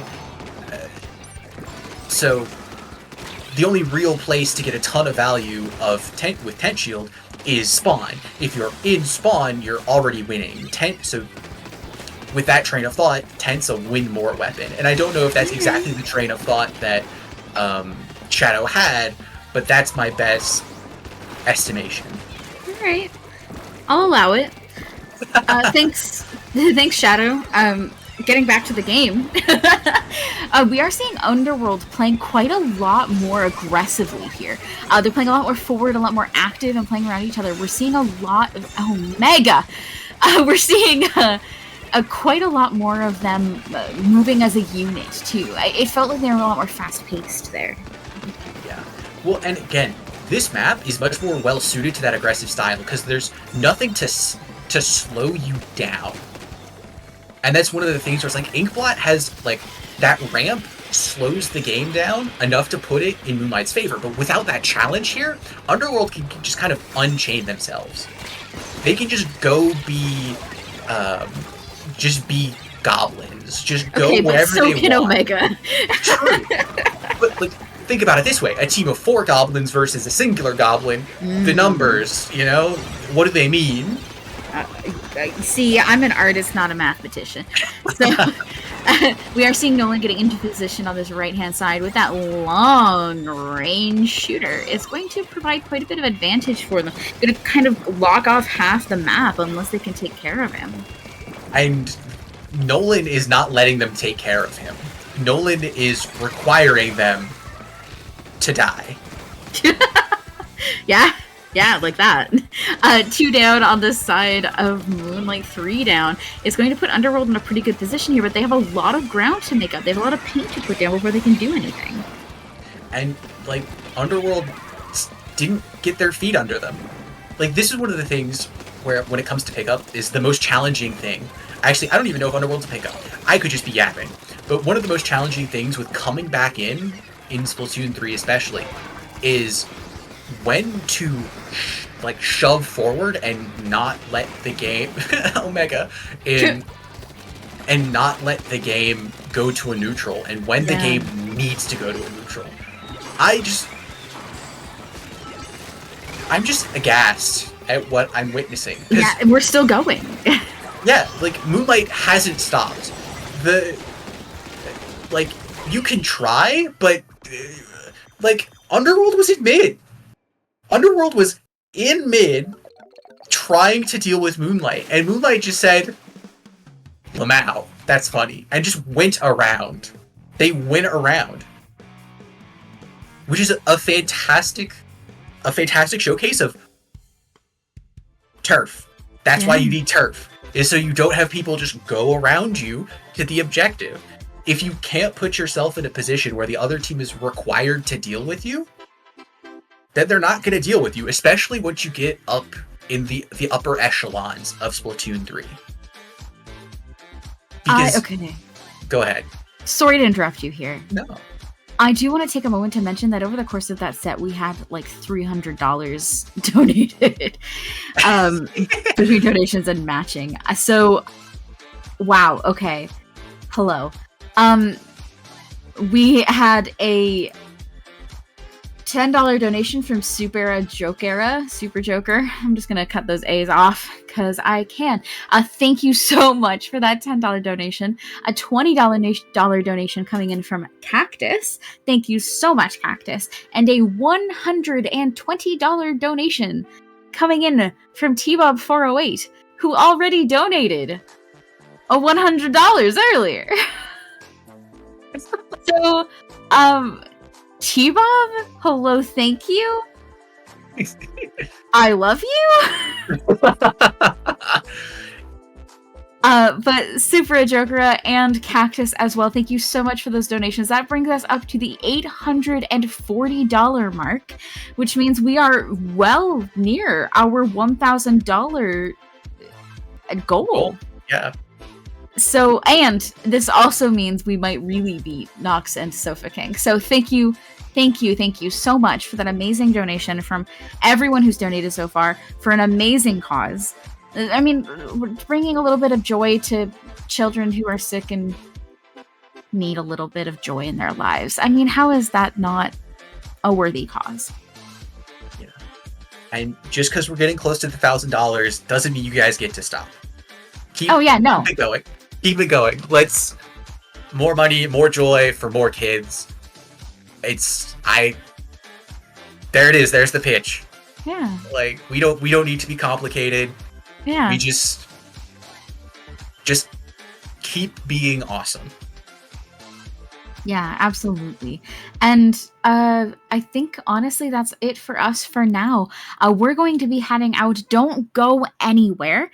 Please hit that donation mark, listen to some cool tunes here in chat while we switch commentators and get you a fresh set. Nox and Raven. Wow. Oh, I need a nap. Nox and Sofa King are going to be coming in here to give you some amazing games leading up to Grands. And yeah, thank you so much so far, and we'll see you soon.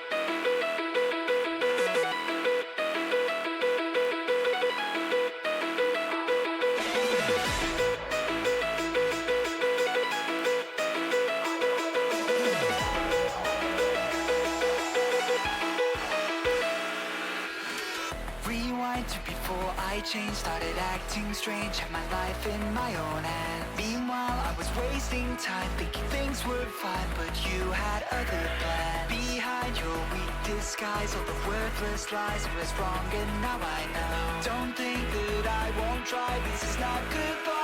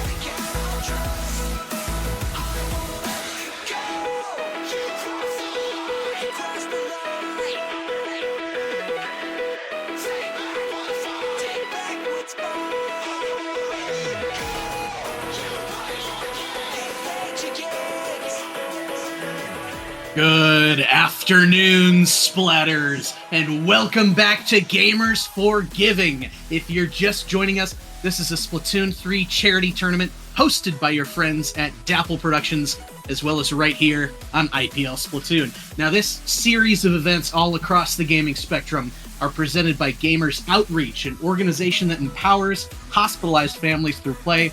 We're at, what is it? We're at $891 and counting. Let's pump that up. Yeah, it's so exciting to get to have all this money going to a great cause and all these players coming out to play for it. We're going to have Moonlight versus Hirashi Has a Big Heart here. A lot of names that we've seen around the scene forever here. Synapse, Hirashi, Henlo. On the side of Hirashi Has a Big Heart. And then some mystery people, because what's a Splatoon tournament without some mystery people? And then Moonlight with their classic roster, which is always so exciting to see. Well, you know, like you said on the topic of mystery people, these teams that are the top seeds, they ain't bringing in no slouches for mysteries, Knox. And, I mean, so far, this tournament has been, regarding seeding, pretty by the books. We've had, you know, the top 8 pretty much being in the top 8, only 1 or 2 upsets. And, Knox, we're down to seeds 1 and 2 in winners' finals. Do you think we're going to continue to see the seeding play out? Is Moonlight going to win this one? I mean, I think I would not be surprised to see Moonlight win this one. They're a constant team rather than a pickup, which tends to make it a little easier. But that being said, Hirashi Has a Big Heart definitely has players that are nothing to sleep on, and they might have specific styles of play that Moonlight's not used to. I know Synapse has been doing a lot of Dapple recently, which is not a weapon we see a lot of. I know they've been pushing that a lot. They used to be a 52 one-trick. I know Henlo does a lot of Wiper and things like that, or at least used to. Oh boy, we've got names in there. Lana Del Rey. You play Splatoon? That's crazy. I guess she does now, and she must be pretty dang good if she's playing for the number 2 seed in this tournament. As we're going to get things kicked off here, Nolan, just that ever-present 96 gal, I think that could make the difference. I'm interested to see how that lines up with Synapse here. Well, see, you bring that up. Yeah, we have 2 96 gals coming out. Something we haven't seen Synapse on nearly as much, but definitely something we've seen them on. And they did play 52 gal and make in one tricket for many years there. So there are some similarities. And the tent coming out from Hirashi Has a, from Moonlight should be interesting to see. Not a weapon we see a lot of, but Shadowwind has played it forever. Things are looking pretty even here in the early going. Now, we also have 2 pencils knocks. I'm interested in your thoughts. With recent patches, it seems like it's been rare that we've seen 1, albeit 2. Do you think there's still something there that these top teams are still using it? Yeah, I think it's still very consistent long-range paint, support, chip damage. It just does everything you really want it to do. Especially on a map like this that's so broad and open, it allows for players to be able to stand far back, to be able to play as they want. This is a map during the couple weeks where E-Leader was relevant where we saw it, so it's just a map that really loves to have that kind of range to work with, and Pencil really lends itself to that. A lot of close fights here in the early going. Clams and space about even, but the pencil for Harshy is going to go down. A little bit of space for Moonlight here as Omega setting up the first score for Moonlight. Let's see how many points they can throw in here. Ooh, can they get under 60? Nolan's got most of the clams rolling in here. It doesn't look like they may be able to, but nice trades in mid. Moonlight's going to hold mid here, I think. Yeah, it seems like Moonlight's doing a great job of not overextending after that push. Obviously, we always love to see a push under 60 in that first go-around, but 62 is not terrible. And they stayed in such a strong position. They've held mid so well that they're still pretty comfortable where they are. Shadow, maybe not exactly where they want to be in this moment, but will be able to jump out of there nice and safely. Just a lot of scraps in mid so far. Right now we're going to see Harshy has a big heart trying to get back in there, and a great hammer throw to help enable that. Kraken coming in to try and pinch Shadow there. Nice pick by Synapse as Moonlight's going to go 3 down. Just the pencil is left, and now it's going to be Harshy's turn to score. They do have a second ball and some clams at the ready. The ball coming in. 1 will go down. The ball will go in. Traded back out to give Harshy the lead, but that may be all they get for this push. Yeah, and I mean, it did take lead. It could be a worse push. If they hadn't gotten that power clam in, they would be in a rough situation. But they're able to keep holding their space for now. They're able to regroup. The Kraken coming out to disrupt that, though. This is one of Kraken's best maps for clams. Luckily, it's not what it used to be, but it's still very strong here, and the 96 scouts are just staring each other down. Basil trying to make some space here. Cooler is ready, so Moonlight will be able to be a presence on this plat here for a long time. Omega's trying to get the bubble ready, countered somewhat by the wall here. It's going to get picked by the hammer. Moonlight's push is going to be snuffed out by Henlo, who forces the jump out, and Harshy's roaring back into this one. Yes, Harshy roaring back into this one, doing a great job of just keeping it together, looking to get back up there, looking to get another push going, and doing a great job of holding down mid.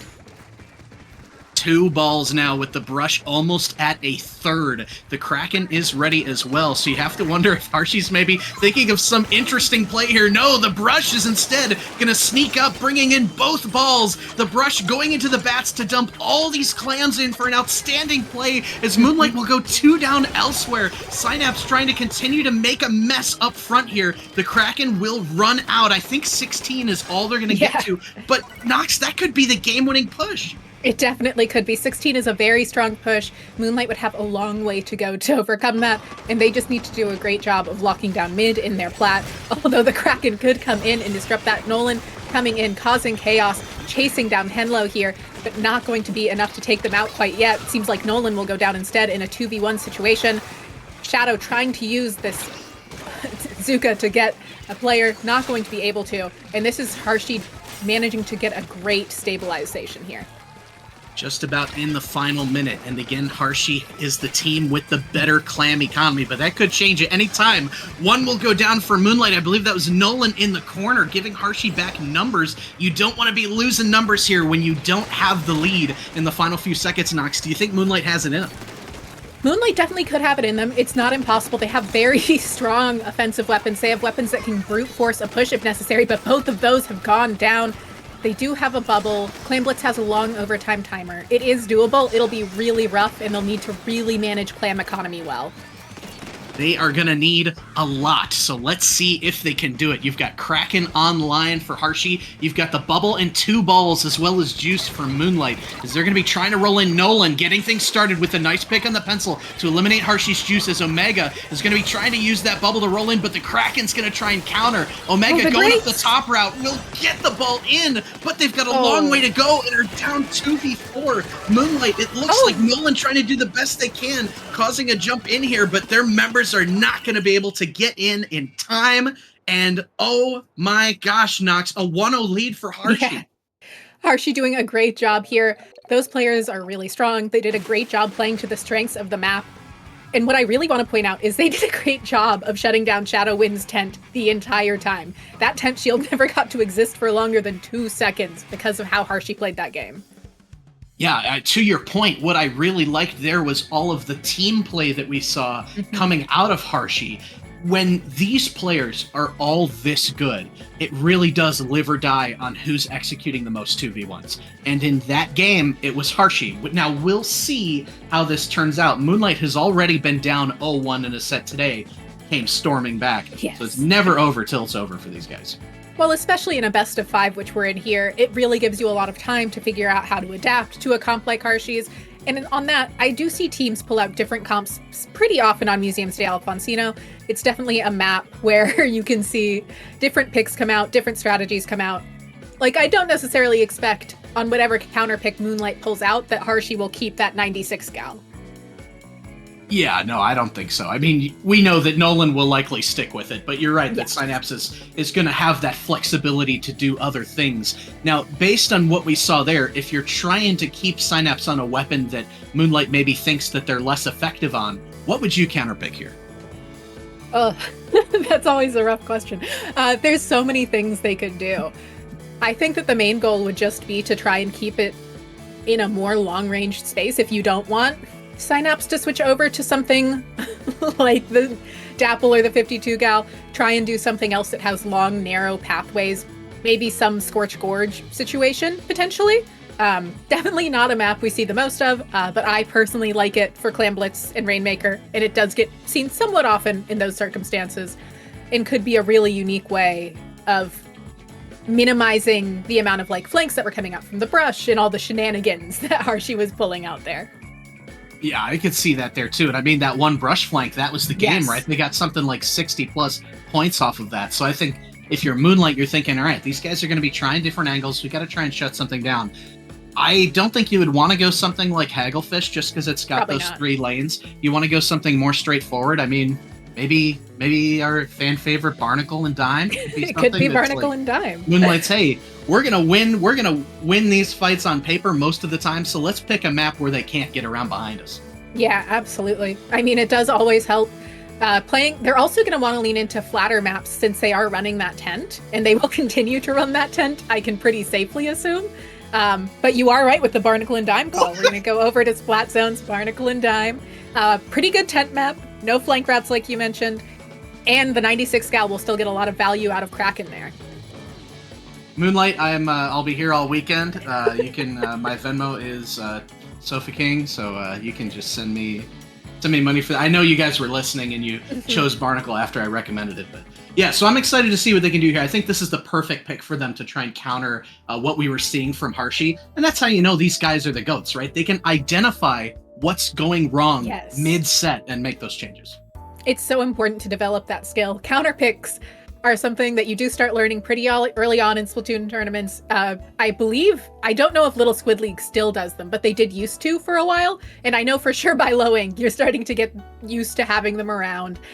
I will say that I don't see any teams other than top teams usually use them very effectively. They're very hard to use. And oftentimes you'll shoot yourself in the foot rather than get quite what you need out of them. But teams like Moonlight, Harshi has a big heart, are some of the few that really are going to do a great job of utilizing them.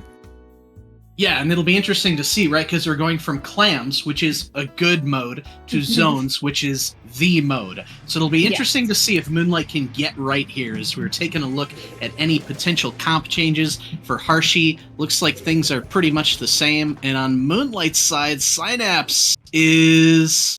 Or wait, did I miss something? Where'd they go? Synapse is still in the 96. That's what I missed. They're committed. It seems like they really want that against the tent. If I had to guess, that's why they're wanting to keep it out. That wall, that Kraken, really great ways of keeping the tent at bay. Whenever you're playing against a tent, one of your main goals is to keep them at bay. And as always, with the start of zones, we're just going to see a lot of skirmishing in mid. And we're seeing Omega trying to break through onto the side of Harshi. Yeah, that bubble was so strong, and they did a great job of making sure they're getting a lot of value out of it. Now here jumping out, presumably to save it here. So we've got a lot of specials coming out. First from Moonlight, crashing in on the enemy snipe, getting the brush down, which is crucial, as we learned last game. Trying to get another pick is Nolan at the very end of that Kraken hitbox.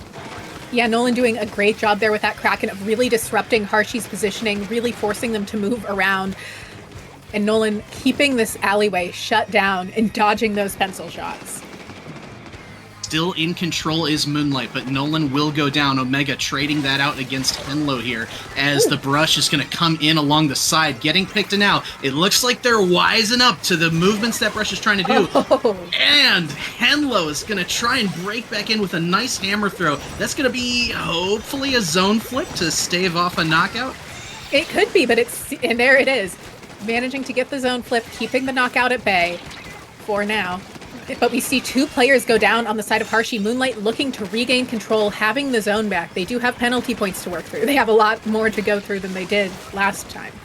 But they're holding control so well this game. This counter pick is working so well for them.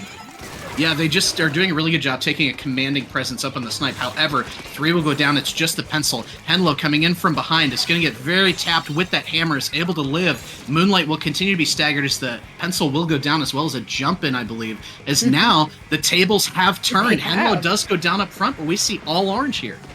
We do see all orange here. Harshy doing a great job of getting their space, getting what they need, and trying to find ways of keeping Moonlight from moving forward and backing off now that they need to. Specials are online for the side of Moonlight, but the 96 goes down. Shadow looking to move forward on this side, but not going to be able to thanks to the flank from Henlo. Zuka's at the ready. I think Moonlight will try and go for Cap here. Yeah, they definitely want to put some penalty points back, but Henlo still causing a mess in the backfield, traded out, but not before getting a double. So numbers are back for Harshy. They're setting up. Omega has already dropped, has to play their cards carefully here. We'll go in with Shadow here. The next pick is going to be so huge to see what direction this game goes in. Absolutely. This is anyone's game right now. Henlo shutting down Shadow there, managing to push Nolan back. Might find the pick. Going to be able to. That is a wipeout onto Moonlight. This will likely, in my opinion, secure the game for Harshy here. Let's see. It's going to be a lead flip at the very least as one member of Moonlight drops in and it's forced to jump out a little prematurely as Synapse is locking down this left-hand side with the Kraken. If you get one pick, it's pretty much over. And 2, 3 will go down from Moonlight. It's just the pencil left who's forced to scamper back and watches. This is almost a sure knockout, but Nolan will rush in. 1 will go down. You're throwing the Hail Mary pass here, and it's not going to find purchase. Harshy has a big heart, has a 2-0 lead over Moonlight. Really great turnaround there from Harshy. They did an incredible job of regrouping their resources and managing to keep everything under control. Yeah, that was just dominant. And it seemed like for most of the beginning of that game, that counter pick was playing perfectly into why Moonlight chose it. But then once Harshy was able to kind of flip momentum a little bit, it just seemed like the team fights again, similar as in game 1, just started going their way. They did. They turned it right around. Harshy's weapons are so fast-paced, and then they're backed up by that pencil and 96 gal to really give them that stability. So it allows the wiper and the brush to play so aggressively and just really force Moonlight into positions they don't want to be in, force their tent to have to play awkwardly, force their 96 gal to have to be more mobile than they want to be. Moonlight did a great job with their specials, with those Zukas, with those Krakens. It just wasn't enough to overcome the chaos that Harshy creates. Yeah, and the exciting part about that game, right? Game 1, it was the brush. Game 2, it was Henlo, who was really kind of taking those off angles and causing a bunch of mischief back there. I think the turning point was when we saw that Harshy was first kind of getting their feet under them, and then Basil got caught off on that right side as the last one left and wasn't able to get the jump out, and then was picked a little bit later, right as the rest of Moonlight is coming back. That just staggered them a little bit too much, and it was Harshy's snowball from there. Absolutely. It's so important for your anchor to stay up there, your jump in point there, your stability. And so when they go down, you're really losing more than any other player because you are losing that central point that your team is focused around, that you spread out from. Yeah, it can be tough for sure because that's the team member that you don't want to die in that scenario. So that you can juice online, you can still have some sort of zone of control, even if it's not in mid. And you get those jump-ins that get you back into mid so much faster. Oh, yeah, you're right, because they didn't have those going for them either. So it was practically a full wipe. It just took forever because of how separated it was. Nox, I mean, if you're Moonlight, you're not necessarily saying that it should be easy, but you're expected to come in here and probably win this tournament. But your back is now against the wall What do you have to change here for game 3?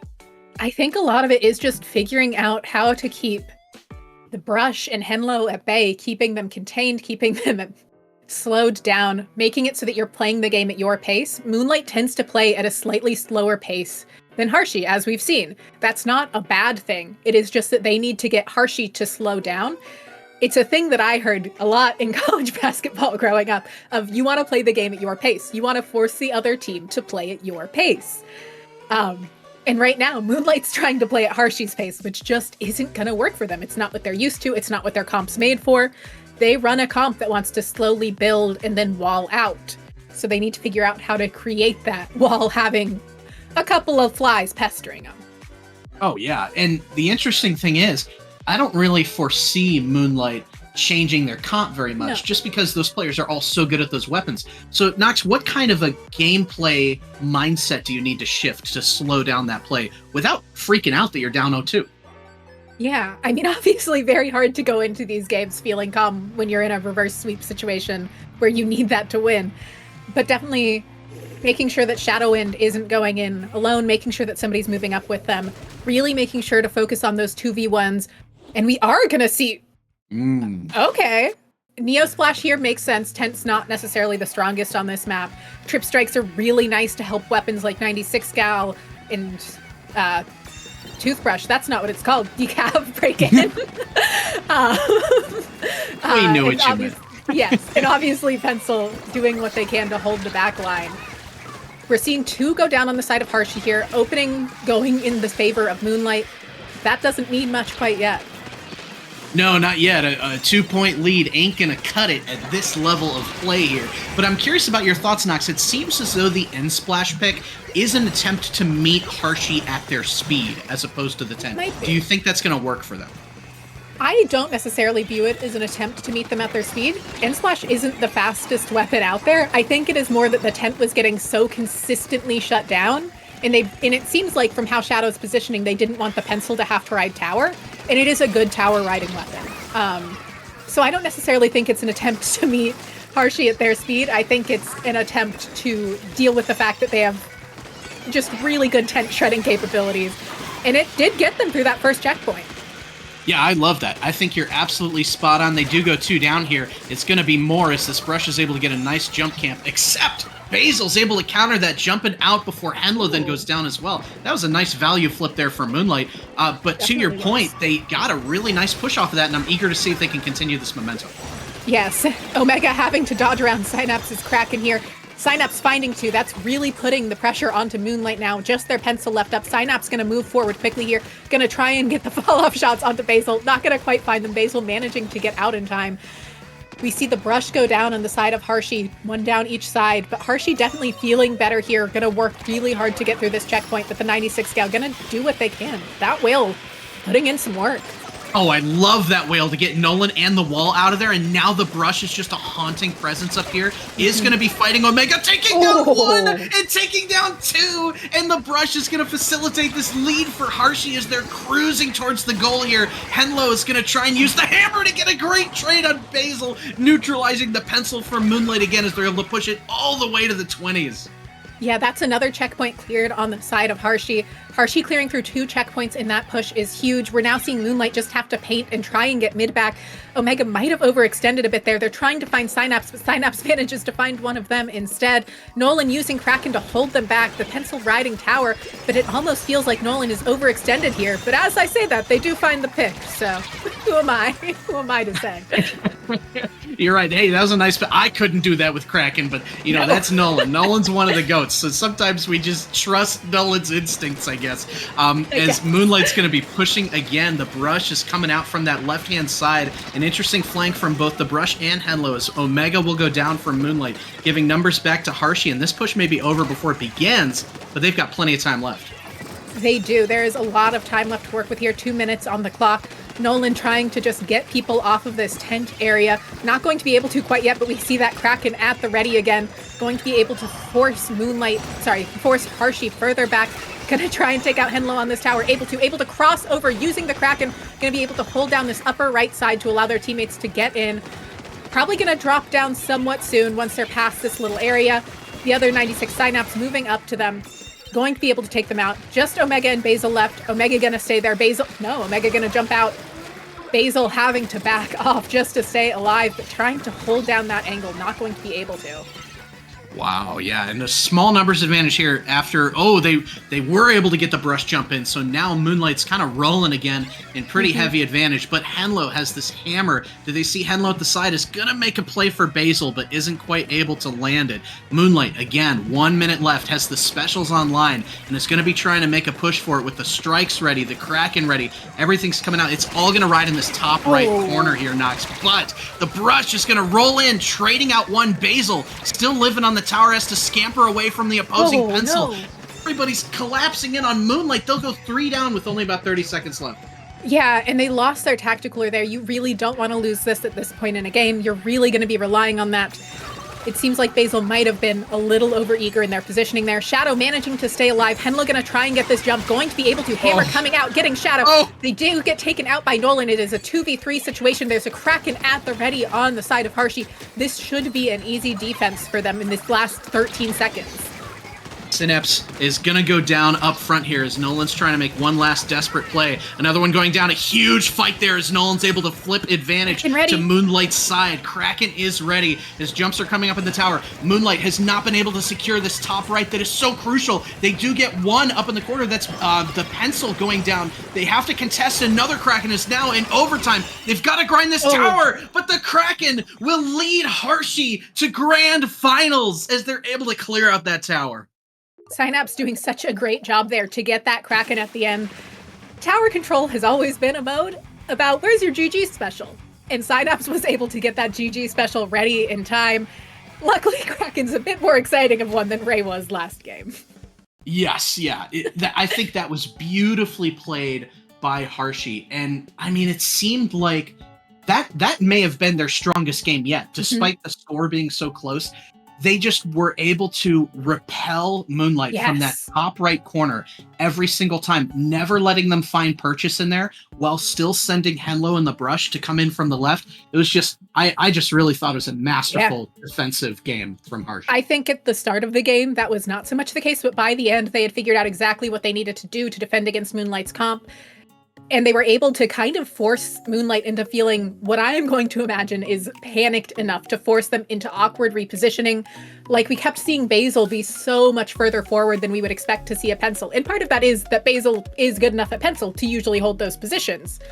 But Harshi was punishing them for it every time, pushing them back, shutting them down, and creating situations where Moonlight was losing their stability, losing their ability to jump in. And since they don't have as much QR on as Harshi does, it makes it really hard for them to bounce back from that. Especially that one where Basil went down and lost the tacticaler with like 30 seconds left. That was brutal. Yeah, that's something I noticed too. And maybe there's an element of Moonlight coming in and thinking, hey, nobody's really going to give us a challenge, right? We can play kind of loose. And Harshi showing them, no, you can't. Not against us. We're ready for you. You got your target on your back, being that number 1 seed. And we're coming for you. Now Harshi's sitting pretty in grands, but it is difficult to beat a team twice, Nox. So Moonlight could come back and win it all still. It's extremely possible. I do.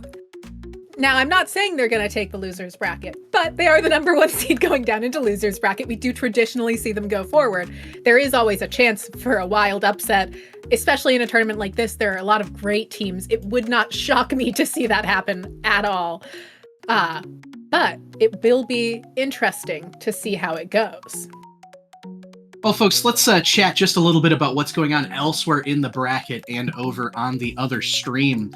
So it looks as though the losers bracket is in round 5, which is almost at quarterfinals. So we're moving right along here. We've got New Meta and Facade locked in at 1-1. One more game left to decide that one. On the other end, big upset alert. LeBron and the Lakers plus Cell taking down EYG and Black Lotus.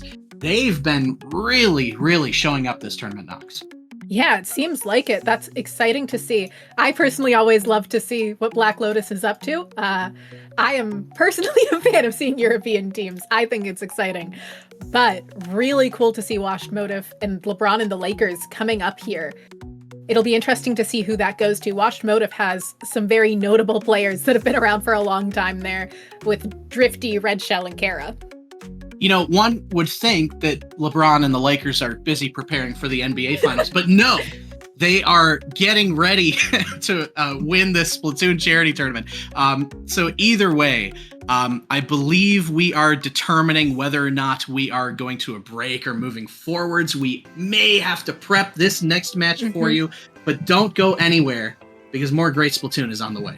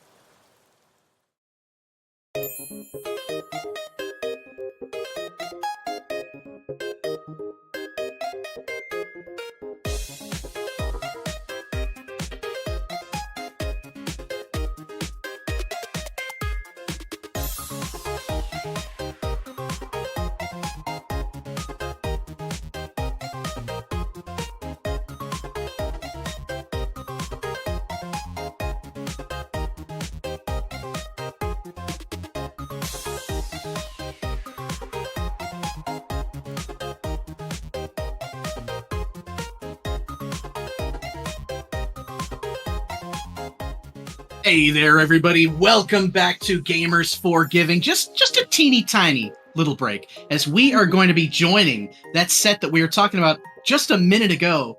In progress, we join you in progress. Washed Motif versus LeBron in the Lakers plus Cell, having pulled off that amazing upset against Black Lotus.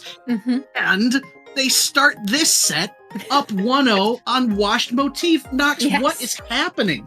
I mean, they just seem to have found their rhythm. They seem to know exactly what they want to do. Admittedly, these are players I have not heard much about, so it's very exciting to me to see what they're going to get up to here. Washed Motif, obviously, like I was saying earlier, very known players. I don't know what any of these three are, the three I mentioned earlier, are playing these days. But there used to be some pretty unique weapons, so we could be seeing something even like a Carbon coming out here, which would be very exciting. Yeah, I think that especially if this is best at 2 out of 3, you're in your elimination game right now for Tower Control Inkblot. To speak to what LeBron and the Lakers have been able to do today, they were also up 1-0 on Moonlight in winner's bracket. Before then, Moonlight came back and won 3-0. So I think these guys are just playing hot tonight, and I'm interested to see how long they can carry that on for. Zeke especially is a player who's been, grinded up, started in LSL, and is now just such a terrific player. So I'm eager to join this one halfway through. Always so exciting to get to see players grow through LSL on. I have such a soft spot for LSL in my heart. We are going to see a squeezer coming out here from Kara, something we have seen them on before. Brush coming out from Red Shell, truly a classic. Love to see the heavy edit. the Nautilus coming out from LeBron and the Lakers is really interesting, and I'm fascinated to see how that will go against the Squeezer and Heavy Edit. Yeah, especially since it's kind of like being paired with the midline backline with the pencil too. These are some pretty rangy comps we're seeing as LeBron and the Lakers are again getting a good start, but Red Shell, as they're known to do, is going to come in and get a nice double to shut that down. Really great play there from Red Shell. Great job of knowing when to pop out of that shark to get the most value. Kira over here looking to try and find some picks, having to back off to a pretty awkward angle. Not going to jump out though, going to take advantage of the splash ball that offers. Squeezer going to have to back off as 2 players approach, but they are just dodging and weaving. They did draw 3 players away from tower. That was a great stall tactic. Oh yeah, especially since it let Red Shell kind of get in here and live in mid for a bit longer, but one of their teammates will go down, collapsed upon again, as LeBron and the Lakers are going to take a 4-2 numbers advantage, losing the knot up front, but now the next plan is going to be who can get into bats and get this big deep push first. Absolutely, and it seems like LeBron and the Lakers might be the ones doing it. The Zipcaster does get taken down, but there's a lot of pressure coming out. The Pencil able to hold that position, but Red Shell coming in, causing chaos, backed up by their teammates. And it seems like nobody's really going to be able to make a ton of progress here. LeBron and the Lakers definitely having found more, but really anybody's game still after almost 2 minutes in. Pretty bloody opening for this one here as Epic on the Pencil is going to be trying to facilitate their team, getting a little bit further in with the juice. Red Shell will go down. Everybody on the Lakers trying to dodge this Zuka coming in. Epic will try and get a nice chip kill up front. The Crab is going to get collapsed upon in bats. And oh my gosh, this super important second checkpoint will be broken by the Lakers. The Lakers doing a great job here of causing chaos. Just really getting Washed Motif off their balance, off their game. They're already to the last checkpoint, just 2 players up for Washed Motif, and they're getting taken down with ease. LeBron and the Lakers gonna likely get this knockout. Zeke able to hold the tower, finding 2, finding 3, and that's the game going to LeBron and the Lakers. What a clean push. What even happened there? LeBron and the Lakers, it was down to just Zeke, and it was like a 3v1, and Zeke just scooped up everybody on that tower to confirm that knockout, because Nox, you never know. Even if you get it down to 4 points, these teams are good, and you never know if you're going to blow that lead later. So that was so huge by Zeke in that moment to be like, no, I think I got this. I got this. Yeah. And they're on to winner semifinals. Yeah. Losers, I believe. Losers. Yes, Sorry. All good. But really impressive there to see Zeke hold that. It was also a bit of a misplay on Washed Motif's side of kind of panicking and rushing the tower into a Stamper. You cannot rush into a Stamper. The Stamper eats you alive. The Stamper has that one shot that makes the satisfying sound that they're so desperate for at all times. And if you rush onto them on the tower, they know exactly where you're coming from, and Zeke did a great job of keeping all of that information in mind to get those 3 picks to allow that win. Just outstanding stuff. Yes, and part of me wishes we could have seen game 1. I think at the time we took our other break, it was already happening, so there was no way it was going to happen. But I mean, the Lakers have beaten Black Lotus. They've beaten Washed Motif. They beat, I think, the team Lavender Lemonade that like Pika and Rose were on. They took a game off of Moonlight. Anything is possible for these guys. Absolutely. And I mean, they're going to be going up against either Underworld or New Meta next to try and get in against Moonlight. And number 9 versus number 1 is always an exciting story to see. We have a new donation from Grace, $15. I love charity. Thank you so much, Grace. It's been a little while since we've seen some money come through for our side of the stream here. That is still being donation matched by Squidaddle, who's still got about $50 left on their donation match, if any further donors would like to come forward. But Nox, we're sitting pretty at $921.38. Only a small push to go till we hit that goal. And that would be amazing to see happen. All this money is going to such a great cause, and it's so wonderful to know that this community is able to help give back like this. Exciting stuff. So before we said we were going to be going to break and we lied to you, this time we actually are going to be going to a little bit of a break as New Meta will defeat Facade and advance to play against Underworld. That set will be streamed on Dapple Productions, so go catch that. But then we're going to be right back here for Loser Semis.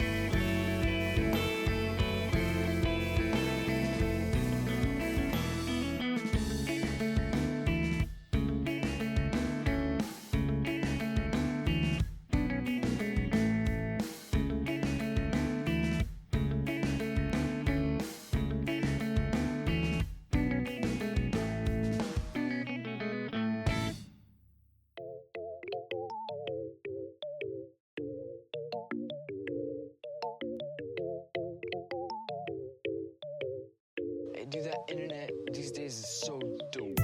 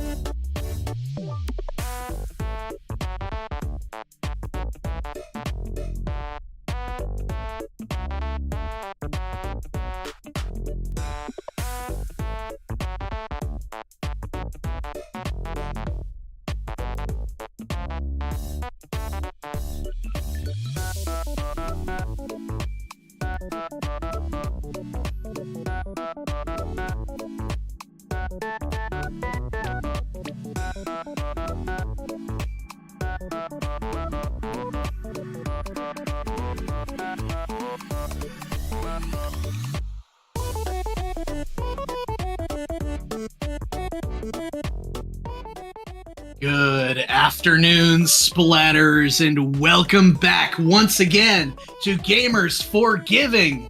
Welcome all as well to all the folks coming in from the Dapple Productions team. Come on in. My name is Sophie King, your couch surfing ride or die in the mic. And who's that over there who I'm commentating with for those who are just joining? I am Nox. We're going to be getting into this here soon, but first we have some donations to read off. We've crossed $1,000, which is so exciting to see. We have Alex LWS with $20, Inkaray with 10, and Pinky with another 10, and that brought us over that $1,000 threshold, which is so incredible to see. Yeah, and again, reminder, this is all being donation matched by Squadaddle, who has a little under $10 left on their match. So also big props to Squadaddle, who at this point has put forth $340 towards the donations. Big shout out to them for this match, getting us most of the way there. Folks, just because we've reached our goal, though, doesn't mean we got to stop. If you look at our little website there, we got a new goal. 1,250. That's actually been the goal all along. So we're actually not done yet. We're going to just lie to your faces. Not done yet. Got to hit that goal. But let's shift over to talk about Nox, this outstanding, upcoming losers semifinal set. We're in top 4 in both of these teams. Arguably, we're not expected to even be here at all. Yeah, definitely. New meta, having some pretty decently known players. LeBron and the Lakers not having players I necessarily know. But after seeing their last set, I'm not surprised to see them here. I'm very interested in seeing how this goes and who gets to face off against Moonlight, the top seed.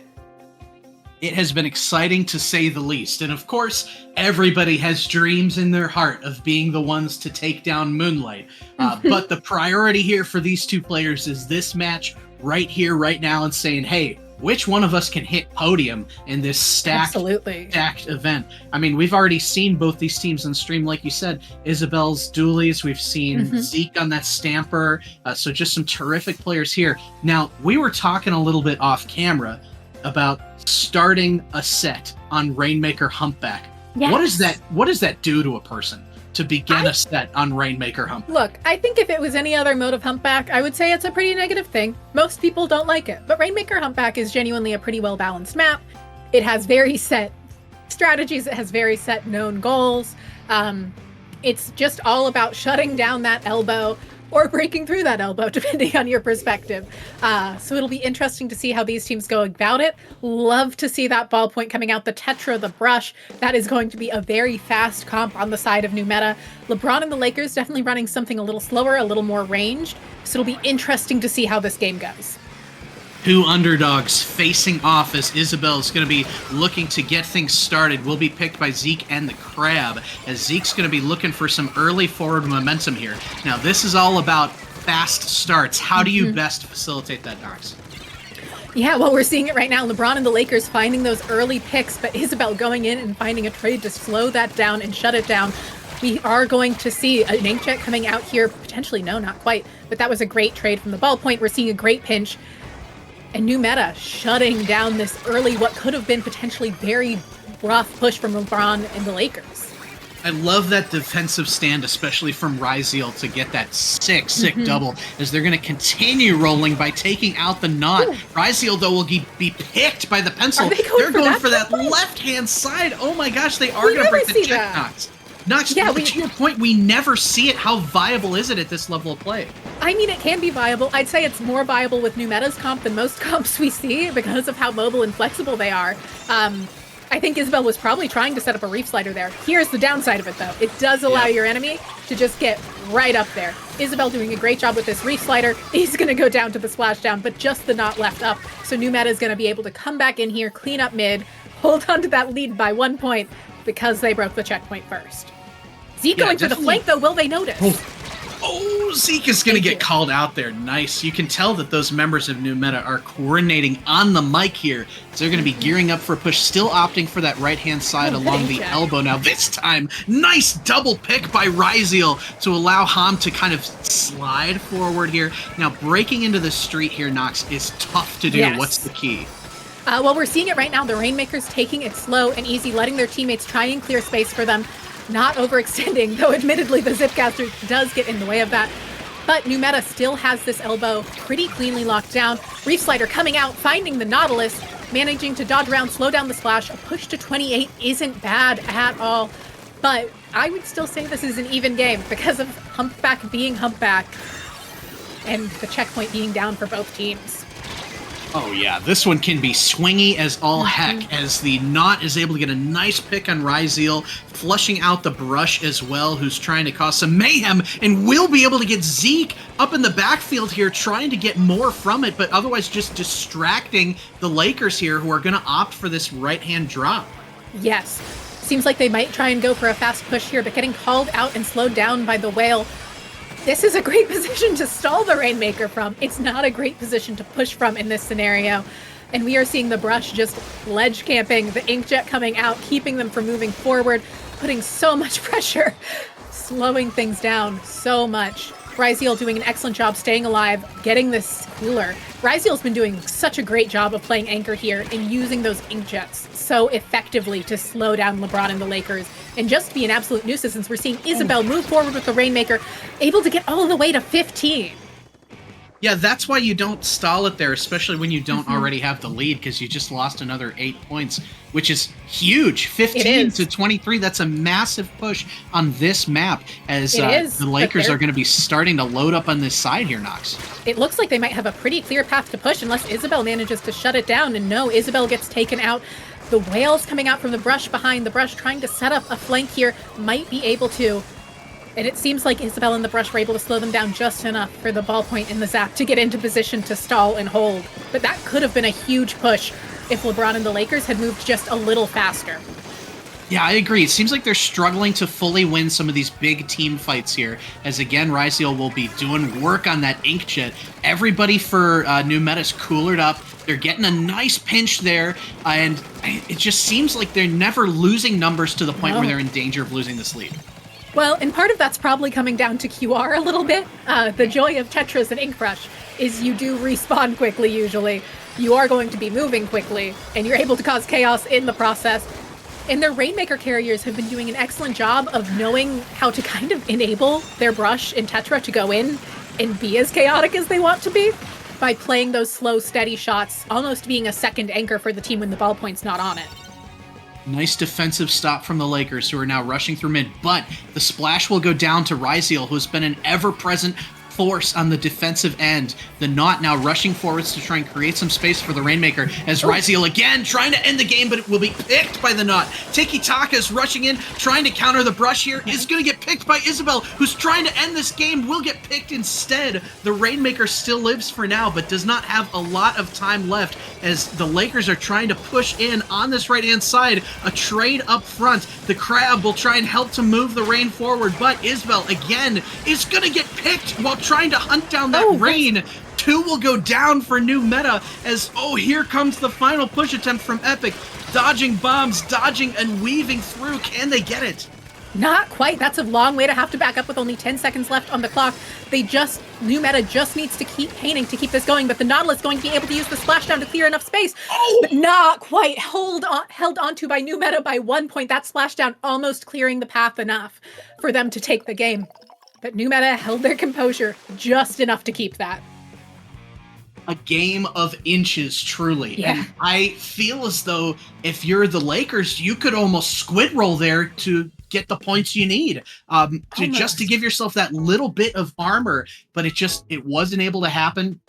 New Meta, spurred on by Ryzeal and spurred on by Isabel on those awesome Tetras, was able to just be such a defensive presence that made it so that the Lakers only had that one big push the whole game.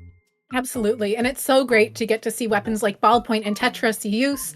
Obviously, we did see Ballpoint have its time in the sun already this game, but it's always fun to see it come out. Inkjet's such an exciting special. I always love to see it. It's so high skill. It's so fun. And it works so well on that anchor of a Ballpoint. And Isabel on those Tetras, going in with the ink brush, creating those pinches, causing chaos, all backed up by the steadiness of the end zap, just allowing them to play like that. Yeah, I'm excited to see how this one progresses. Now, your margin for error in losers bracket is very slim. We're on elimination point for the Lakers. They have been in this position before today, and they have still come out on top. So I'm excited to see if they've got another win in them. And for a new meta, considering how well both of these teams have been doing, you're taking huge pride in knocking out the other side. What do you got to do to make it a clean sweep here in Zones Barnacle? I mean, I think Zones Barnacle is definitely a rougher map for them. Their comp did happen to be particularly good for Humpback Pump Track, but I could see them still doing it quite well here. Obviously, getting those flanks in, vital on this map. Being able to get your brush behind, creating pinches with your Tetra through that ramp area, and allowing your Inzap to kind of just paint while your ballpoint is able to hold behind your brush and Tetra to really create that stability is absolutely huge here, and will create a situation where they can pretty much hold that left side and dominate if they get the early cap, if they play fast enough. And I will say their comp plays way faster than LeBron and the Lakers. I think so too, and that's something we were seeing in some previous sets where the speed was helping. Harshi has a big heart to kind of get that upper edge on Moonlight. So I'm interested to see if they can keep the speed up. Now, do you think we're going to see any comp changes from the Lakers? It looks as though they are going to be rolling out with largely the same things on both sides, but Ham coming out with that 96 scout. Yeah, I like the 96 scout switch here. This is a good Kraken map, as we saw earlier. Both teams using it earlier. Heavy edit coming out instead of the ballpoint. Not upset to see that. Love a heavy edit, but it does seem like it's not able to play quite as quickly. The Kraken having to be used defensively does force a jump out. Going to now aim to get their side cleared out. Going to be able to. New meta going to be looking for a quick cap here, but their players just aren't staying up. Yeah, and some of these jump-ins are maybe a little bit dangerous if they can't quite get protected. Tiki-Taka, though, it seems like it's going to make a nice wall along the snipe here. Isabel's getting traded up front. That zone, though, Nox, is still, for the moment, ticking down for the Lakers. It is. We're now seeing New Meta trying to move in on it, trying to get a little more pressure on it, but not finding what they need quite yet. They are at least stalling it out. They are at least slowing it down, but the Crab Tank coming out, really getting in the way, finding Isabel. And the Kraken doesn't have anything to help get in, so it's a rough time to use it. As I say that, though, do remember that the Brush and Tetra both have QR on. They are always coming back. Oh, yeah, they're just throwing spaghetti at the wall, trying everything, but the Lakers are shutting it all down as the Splash is going to be just maintaining paint up here. Zeke does have a Zipcaster, so be looking for that to create the final stagger, but instead, no! Zeke and the Knot will both go down. They're not able to hold on to the zone, and New Meta, for the first time in this game, gets control. Absolutely, and this is a situation where I could see New Meta getting the hold here and managing to knock out. Their comp is that type of comp. They're going to be able to allow their Brush and Tetra to go in, create chaos. The Crab Tank is going to get in the way of that. So as I say it, I spoke a little too soon. Ryziel looking to try and find a pick, able to help get the trade. But just the Kraken left up, Ham having to back way off, but taking full advantage of that 96 gal 2-shot kill. Wow, look at these bold jumps coming back from New Metas. That time it's going to cost them. Isabel going down due to the splash down there. As those points are still ticking, they've got maybe 1 or 2 fights left to try and flip this zone back. And Isabel will go down again off screen to the left, keeping the stagger online for the Lakers. The whale will come out as they're trying to get 2. 3 will go down, just the splash. New Meta, how did they get that cap back so quickly? I mean, that's how their comp works. It's a very explosive comp. They were able to move in quickly with the Kraken, pick off players one at a time, and now they're going to try and shred this Crab Tank, going to be able to. They're going to set up on this left side, looking to get their specials online and ready for whenever LeBron and the Lakers try to move out again. And that Reef Slider is going to do a good bit of damage in slowing them down. But as I say that, 2 players have gone down. Isabel probably needs to back towards zone to help Ham out, and is going to be able to.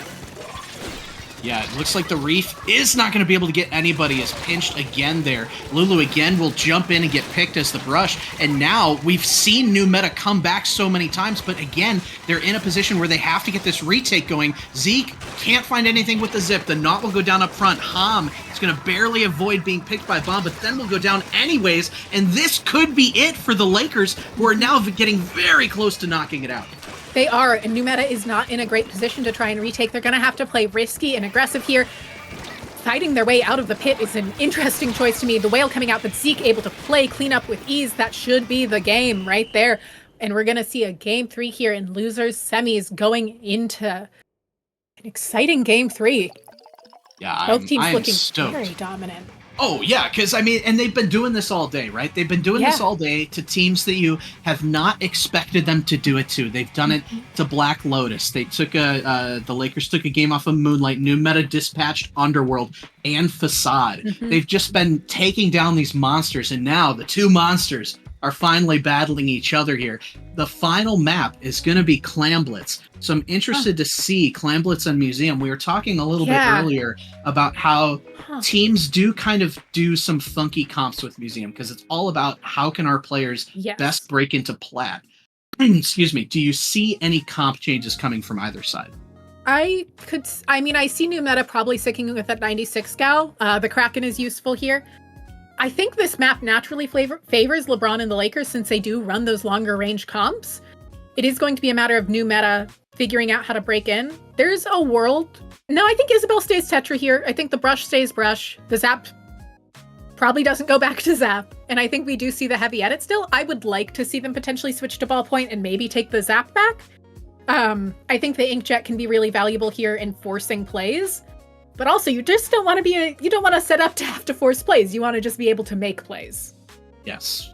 Which, I mean, so far it seems like that's what New Meta has been doing most. And it was really just the last attempt on that zone. They weren't quite able to get it against the Lakers in Game 2 there. So I'm interested to see how it turns out, especially since you mentioned Inkjet, with Ryziel just having such a terrific set so far on the Inkjet. That could be the difference here. It definitely could be. I would like to see that Ballpoint come out back over the heavy edit. I think they were able to do more with it. I think they were able to keep up enough paint with the Zap. I think Zap works fine on this map. It allows for stability. It allows for mobility along with it. Same comp we've been seeing out of LeBron and the Lakers. And we are going to see the same comp as last game for New Meta.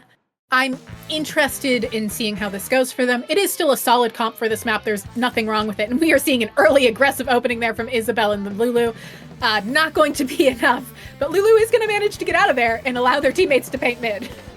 Wow, I mean, I love that, because it's like the aggression, when it works, is just so overpowering. It didn't work last game, but it did work in Game 1. So I think they're betting on it working here in Game 3, and we'll see whether or not that's the case.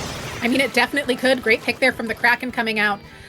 2 players down. This could be a good push from New Meta. Okay, well, it's still New Meta having the push. That was one clam in. I don't love to see it. It did slow down New Meta. It does also give them a pity clam, and they have enough QR players that's very usable for them on a push. Not a play I love to see, but I understand it.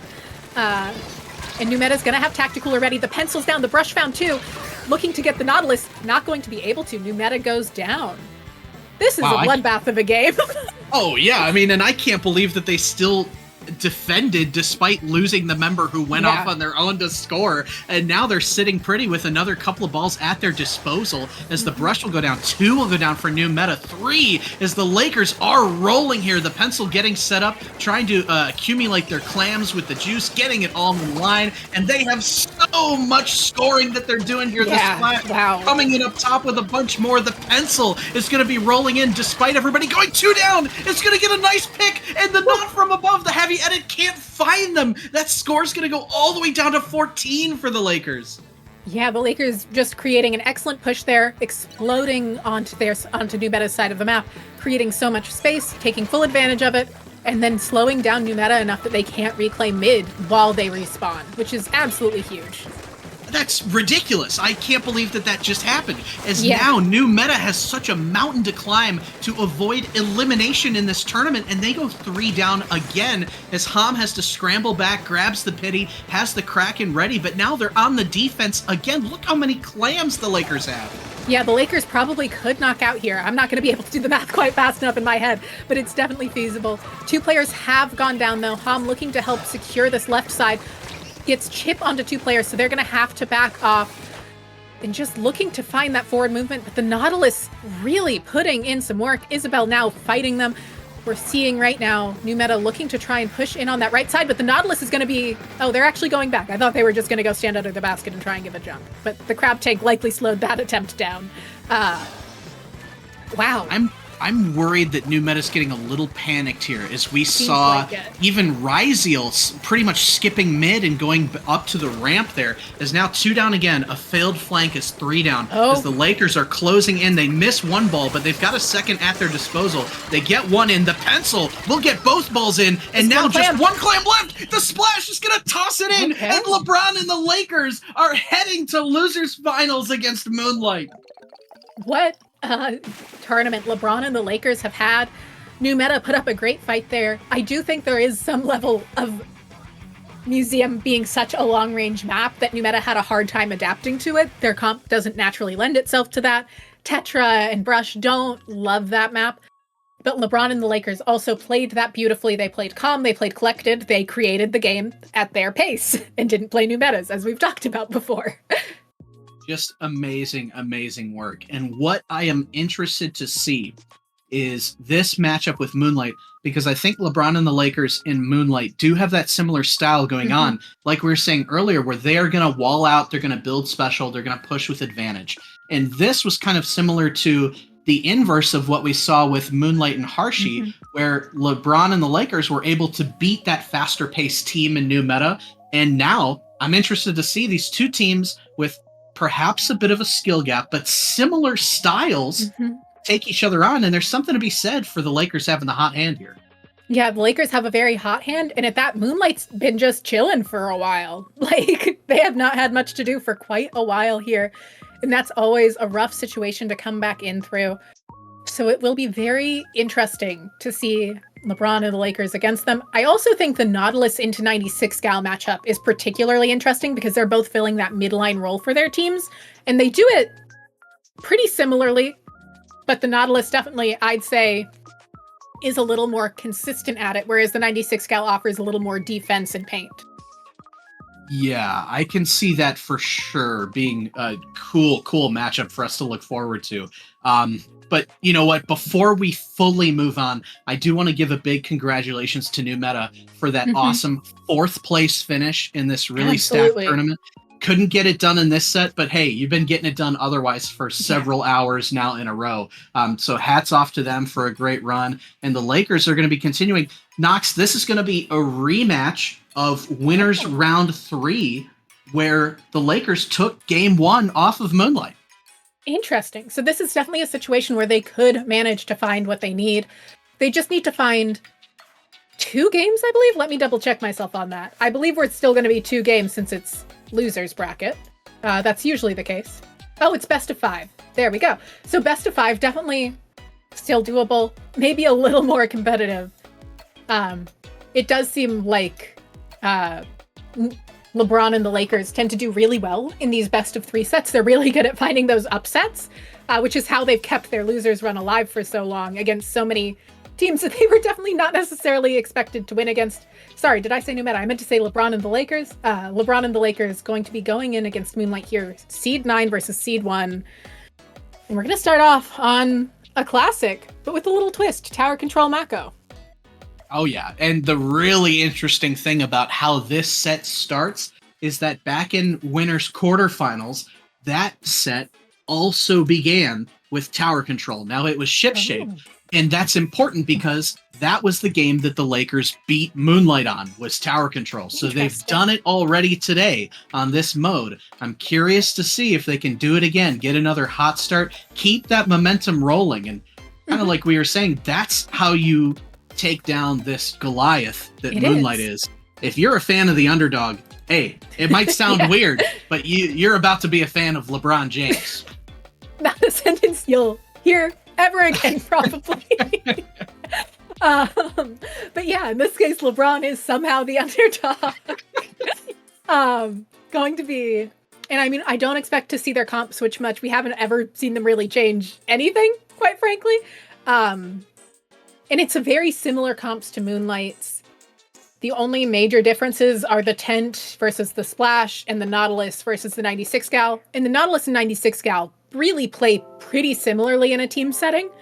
The 96 Gal is out of the ink more. They're a little more stabilizing. They have that splash wall. But the Nautilus is stabilizing in the way of it has so much range, it has such consistent quick picks, and it does have good enough paint output. It definitely doesn't need anything to paint for it like a Slosher occasionally does. Yeah, that's very true. And like the 96, like you're saying, it's way less mobile, so that's something Yes. that they've kind of got going for them. I'm interested because I think that's going to make a huge difference on Mako Mart. So this is Tower Control Mako. The one that they had beaten Moonlight on previously was Tower Control Ship Shape. Do you think that it being on Mako is largely going to benefit the Lakers or Moonlight instead of Ship Shape? You know, I think it's pretty even. I think that I like the wall from the 96 gal a lot here. The tent doesn't do as well here as it usually would, I think. So we might actually see the splash come out there on the side of Moonlight like we saw earlier. But neither team has any weapons where I'm like, yeah, those are Mako weapons. Because they don't have any buckets. They don't have any wipers. Moonlight has a Splatana at times. So that'll do quite well here. But neither team is playing a lot of ledge-based weapons. And this is the ledge map. This is the map where you are playing around ledges, especially in tower control. So it's going to be, I don't know the last time I saw a game on it that didn't have at least one sort of bucket in there. So yeah, that's a really good point. And I mean, part of what my next question for you is, at this level of play, do you rely more on what's comfortable and go with your mains, or do you try and adjust based on the map? Do you think we'll see any buckets come out? I could see Moonlight adjusting based off of the map. They've been a flexible team at times in the past, and there have also been times where they are very rigidly locked onto their weapons. And I think we're probably in one of those phases right now, but I would expect them to switch over to something with a bucket before LeBron. I don't see LeBron making any comp changes. Like I said earlier, they have been so set in stone in what they're doing. They know exactly what they want. And Zeke is on that stamper, so there is a little bit of play space there. I don't know. It's really interesting. Are you trying to tell me that LeBron and the Lakers don't get any buckets? Is that what I'm hearing? I'm saying neither of these teams get any buckets. Oh, I see. Okay. I think LeBron and the Lakers is even less likely to. But okay.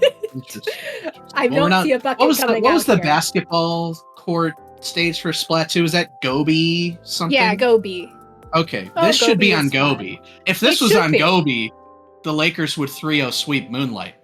That's just how it works because that's There is a their basketball home court. Yeah, That's there their is a home court. basketball court there. Unfortunately, this isn't on Gobi, and I No. think on paper this is 100% still Moonlight set to lose. But we are Yes. going to see as we load into tower control. Ooh, like we are guessing, not any changes for the On Lakers. either side. And you nailed it about the splash instead Yeah. of the tent for Moonlight. Yeah, it's just a really bad tent map. It was a pretty safe bet. There's too many ledges for tent. There's too many awkward angles. I would say that maybe Stamper does a little better around ledges than Decav, but that's a little fussy of a statement too. Early crowd coming out, gonna slow down Moonlight a lot. Not gonna probably do the most though. But we do see Basil going down for Moonlight. Not something we expect to see this early. Trip strikes are ready, but that only matters so much when you're 2 down. Yeah, opting to jump out to save them instead, as Tiki Taka is going to be trying to take down the flanking Omega. Will do so, but Basil set right back up defensively to put a stop to that tower. Yeah, Basil in an interesting position here again, having to dodge around the Zipcaster a little further forward than I would expect for the current game state, but it's Basil. They can definitely get away with it. Basil looking to paint up here, helping their teammates get back into mid. And just a lot of trying to find control right now on both team sides. And it seems like it's anyone's mid at the moment. It does, as Nolan's going to get some nice trades there. Oh. And again, Omega coming in from behind. If they can win this fight, they may be able to get the jump as well. But no, they do get one with the bomb. Sata, though, is going to be able to paint up there and maintain control here. This crab hopefully putting a nice stopper on the tower's movement for now. It is putting a stopper on it, but it's not going to stop the Kraken from coming in, causing some chaos. Trip strikes coming out here from Shadow, going to allow their teammates to move forward.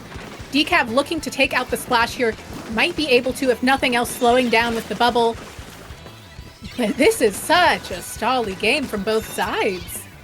Yeah, this is interesting to see, and this is kind of what we predicted going into it, right? That both these teams are going to move with advantage and build with special. Zeke getting called out there up front by Moonlight, as now the rest of the team is just trying to hold, but the Knot will go down as well. Moonlight rolling in now, the Crab getting popped to try and keep them at bay. The bomb, oh my gosh, I think that like barely missed the back hitbox of the Crab there. As things still, again, defensively are not really breaking on either side. Yeah, we're seeing Basil managing to keep a lot of pressure on mid, poking that Nautilus to keep them away. Wouldn't surprise me. Yeah, that's what I was expecting to see there. Basil jumping out, managing to stay alive. Omega looking to find Zeke, not going to be able to, using the bubble to help hold down this right corner. Gonna find one. Will they find a second? Maybe not quite. We see the trip strikes. Yeah, we see the trip strikes at the ready. I mean, it's a bloodbath in mid. It's a long bloodbath in mid. It's a half the game bloodbath in mid. Usually we see this for about the 30 seconds to a minute, so it's wild to see it go on for this long. And you know what, Nox? You don't expect to see this from the 9 seed in the tournament against Moonlight. So this is just huge. I mean, even if the set ends right now, you just gotta praise the Lakers for what they're doing against Moonlight, as they are gonna be jumping back. Moonlight's trying to get their feet under them again, but again, Zeke challenging them on the front lines is gonna get Nolan, is trying to continue to live up front and flip numbers here. He's trying to get a second, can't quite get another, but is living on this right stack. They do manage to get traded out in a 2v1 situation. Nolan looking to find some space to secure for their team, getting rushed down by the splash. Everyone just going up and down on these ledges. This is where you want the bucket. Yes. On my bucket propaganda, which isn't really needed. But we see 3 down go. We see 3 go down for LeBron and the Lakers. Zeke looking to try and find Basil, but Basil finding them instead. This could be the checkpoint going to Moonlight, and from here, this map can go pretty quickly. Trip strikes coming out, trapping them in their base. Shadow riding this tower, getting the lead. And that's a minute left in the game, and 55 is the biggest push we've got.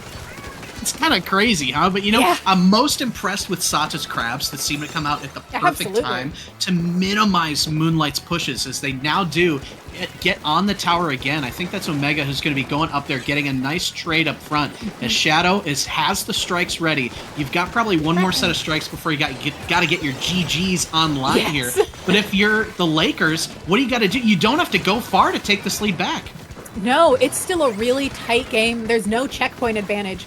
I'd, if anything, call this an even game, thanks to the fact that nobody has a checkpoint advantage. Sata managing to grab this tower, getting Moonlight off of it. Basil trying to hold down mid here. Once again, very far forward. Seems to be working out this game, though. And we're just seeing suction bombs being thrown in mid to help keep paint control from a safe distance. Zeke trying to go for some sort of flank over there, but Omega in mid causing chaos for the side of LeBron and the Lakers. And gonna be able to find this jump. Probably. Oh, not quite. Oh my gosh, that was a massive, massive whiff to not be able to get that jump, because that should have been... had to move. You're right. They could have been prioritizing their own life instead of getting that. But Omega tries another flank and goes down again. The strikes will come out. The Kraken's on top, and Moonlight squeaks by the Lakers for game 1. I never thought I would have said that. No, Moonlight barely taking it, but doing... both teams just doing an excellent job on defense. Neither one really cracking. Moonlight managed to find 6 extra points. It was not a significant lead. It could have easily been flipped. They just had their endgame specials ready at the right time and used them pretty much perfectly. The trip strikes coming out with the Kraken to force everyone far enough away from the tower that even after the strikes, if they had come out a little early, they wouldn't have been able to get on in time. Yeah, and I mean, talking about winning it at the buzzer, that was just a crazy close game for both teams. It kind of makes me jealous that I didn't get to see the previous match between these two, because that was just such a terrific defensive game, and I'm eager to see more from the team that's at the top, who knows how to execute this style of gameplay, Nox, and the team that's on the rise that's challenging them at their own game. Yeah, it is always exciting to see a team on the up and up, not something we get to see. Well, we get to see it plenty often, but not something we get to highlight nearly as much as I'd like.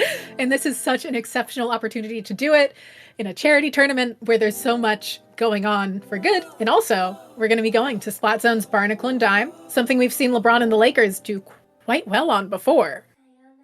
Oh, yeah. I'm interested to see... first of all, we know why they picked this. They picked it because they love it and because they had such a great game on it in the previous set. And I'm interested to see how they can change here, because they did lose a zones game, except it was on Mako in that first match against Moonlight. So it'll be interesting to see if they can kind of stem the bleeding here. What would they need to do to turn things around?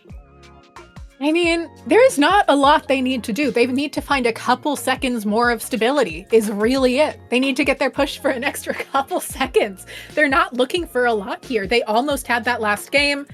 They have been playing excellently. They have been playing consistently. They just need to find that little bit of extra oomph.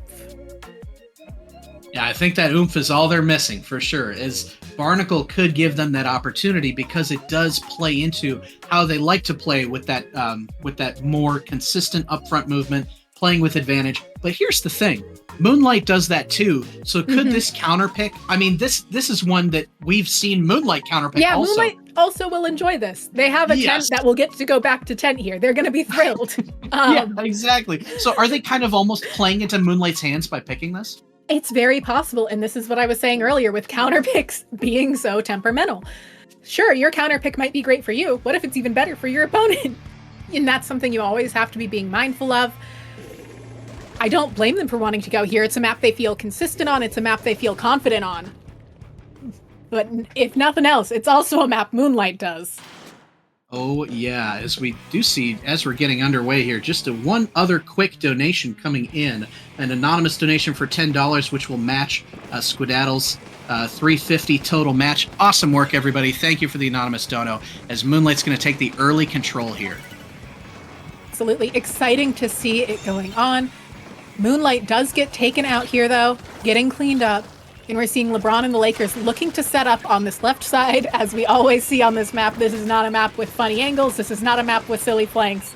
This is a map about who can hold that left side and who can keep zone most consistently.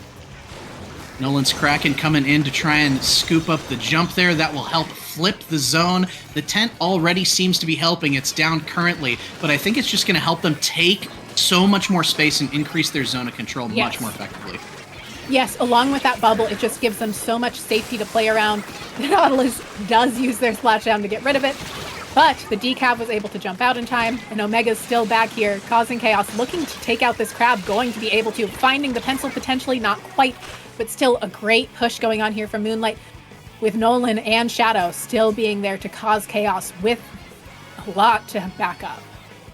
Nolan and Shadow will both get collapsed upon. They kind of got split apart from each other by the knot, as now Zeke's rolling in from the left-hand side. That looks like a zone flip as Omega will go down. The members of Moonlight are a bit staggered here. Now it's up to them to try and get back a little quickly here. We already see Nolan and Shadow set back up, but a Zipcaster from Zeke is going to force a Nolan jump out. The crab from Sata, ever present, is going to be able to get another, and now Moonlight is on the back foot yet again.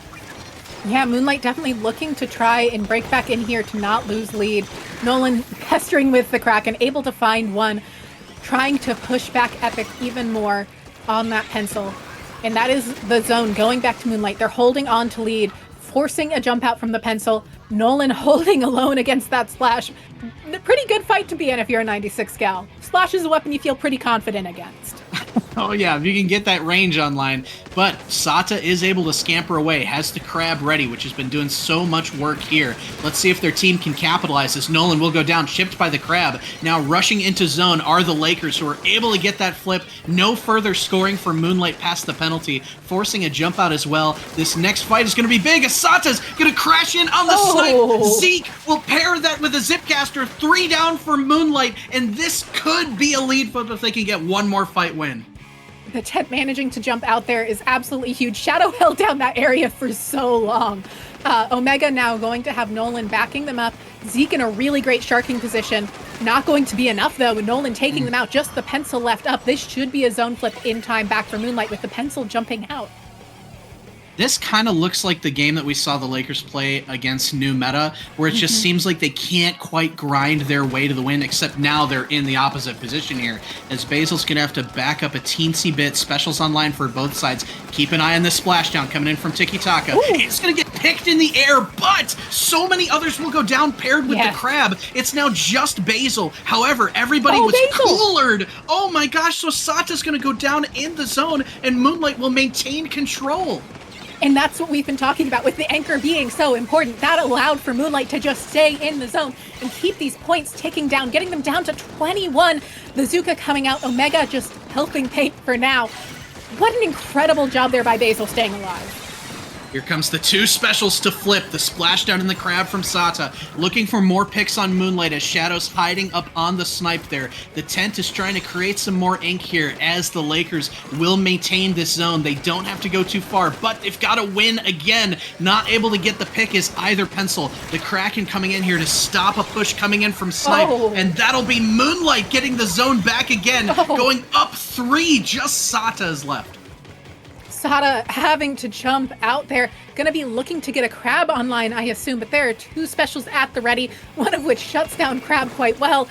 Sata has the crab ready. They're gonna be trying to get their teammates in with it. They find the 96 gal, so there's no Kraken to come out. Shadow going to Zuka to take out the crab. What an incredible job here by Moonlight, just defending this zone, keeping it so aggressively. Shadow just going for the pencil for fun at that point. Wow. Holy smokes, Moonlight is awake. They have come online here. They are up 2-0 in losers finals, 1 win away from a rematch in Grands. And Nox, it seems like the issues that we saw them kind of like cropping up in that match against Hershey, they may be going away. They might be, but this is a very different comp to play into. These are very different players to play into. The things they were struggling against with Hershey are so different than what's going on with LeBron and the Lakers. Essentially with LeBron and the Lakers, they are playing into themselves. They are playing into the same comp. They are playing into the same speed. And this is the speed Moonlight's played at for a long time now. They know it so well. It's not impossible for LeBron and the Lakers to take a game or two, but it is an uphill battle to play against the comp that the other team knows better. It's why we saw Starburst's dominance so excessively at the start of this game, because they pioneered that comp. So it'll be interesting to see what LeBron and the Lakers think they can do to shut down Moonlight's comp without shutting down their own. Very true, very true. And like we were saying, counterpicks here can play into the opposing team's hands. So I'm curious to see what the Lakers will go for this elimination game for them. But you've got to think it's never over till it's over. Both these games, Nox, have been so close. They have. I will say by the end of that game, Moonlight looked quite dominant. They found their footing. They found their hold. And Splatoon is all about finding that one good hold. There isn't a lot more to it. It is very... I mean, there's obviously a lot more to it. But to make it simple, it's all about finding your one good hold. And LeBron and the Lakers seem to think they can do it on Umami Ruins, one of the few double map zones in Splatoon 3. Yeah, what are your thoughts on them sticking with zones here? Now, that was a close game, but I'm also curious, if you're going up against a team like Moonlight, I don't know, maybe this isn't the prevailing opinion, but I'm almost think you'd want to try and cheese a game with Rainmaker or something, instead of going back to zones where you do already have an L. I don't completely disagree, but I don't think LeBron and the Lakers have the kind of comp that wants to cheese Rainmaker, is the struggle there. They don't have that fast... New Meta has that comp, quite frankly. But LeBron and the Lakers do not have that comp. They don't have the comp that wants to play from silly odd angles. They don't have the flanks. And so it'll be... They just want to play the game straight. They want to see how they can get it. They are going to switch over to a shot instead of... What did they... Oh, instead of the 96 gal. Interesting. Yeah. Not instead of the 96 gal, instead of the knock. Sorry. I think that's interesting because it seems like they are trying to go a little bit faster with the shot splash stamper all up front, which is interesting because Moonlight has had, I'm sure, plenty of experience shutting down shots as well with their comp. Omega, especially in the tent, and Nolan are all just, geniuses at that at this point. So we'll see how that develops. Yeah, it's an interesting pick. I can imagine that they're wanting to use the Zuka to try and shut down the tent more, to try and shut down the 96 more in the pencil. And it does provide them more paint, which is useful on zones. I would say their comp can definitely outpaint Moonlight's now. But outpainting only matters if you can get to the zone, and Moonlight's making that extremely difficult for them right now. A good start, and Sata will go down with the crab ready, which is going to be a lot of value lost for the Lakers, as now Moonlight's getting set in a lockout position, saying, hey, How dare you pick this as a counter pick? Our baby Umami Zones. It looks like they're looking pretty good here as Nolan's going to start with the Kraken, not able to find anything. Somebody dropping into the pit with Nolan. I'm not stuck in here with you. You're stuck in here with me. Forcing a jump out despite starting that with like no ink. Nolan will go down as Zeke rolls in and gets 2 at the top of your screen there and is going to try and flip this zone. And able to. But Shadow and Omega are going to be able to neutralize this again pretty quickly, even with the crab coming out, and the Zuka instantly taking out the crab there. That is what Zuka's original purpose was to shut down crab in comps. And then it was just good. But Zone going back over to Moonlight here. Basil going to be looking to hold down mid with help from either side. Oh, sorry, Basil looking to hold down left there. Nolan getting some paint down, and they're just doing an excellent job of forcing LeBron to have to go through tight pinches that they really aren't going to love. Oh yeah, it seems like this may be a little bit tougher to crack with the shot as opposed to the not. As Nolan's going to get one, a jump coming in. Omega is, oh my gosh, is going to get picked up there. So giving a little bit of numbers back to the Lakers. However, that jump is going to get camped. Some interesting jumps going around here as both teams are trying to see who has momentum at this stage. Absolutely, and it seems like it's pretty even momentum right now, but even momentum still favors Moonlight at this moment with how much of a lead they've got. Shadow getting a good jump out there, gonna have the Zuka ready. Probably actually gonna get to use it on Not the Crab this time, which is pretty exciting. Shadow getting to use it now, finding some damage to put out. Looking to help paint this left side, gonna use their shield to help do that. But no, the Zuka does shut down the tent shield. It is good at that. But the Zone's staying with Moonlight most of the time. Yeah, as they do get another pick on Sato, so they're still starting to win these fights. However, Zika's going to get one, looking to get a second, but is going to get 2v1 there, as Moonlight will maintain control. Basil trying to find another pick here as the Crab from Sato is going to get a rushing Omega, trying to find more picks, though, to maintain or try and give themselves a bit of control back. Nox, what do they have to do to try and flip things here? Moonlight's been in control for forever. I mean, they need to figure out a way to disrupt how Moonlight's positioning. They need to force them out of position, but they don't have the specials to do it right now. They kind of need their Zipcaster online, but Zeke just hasn't been able to stay up. Moonlight seems to be really focusing them, and they need to get them out of their base. But that seems to be an uphill battle with 10 ticks left on the timer.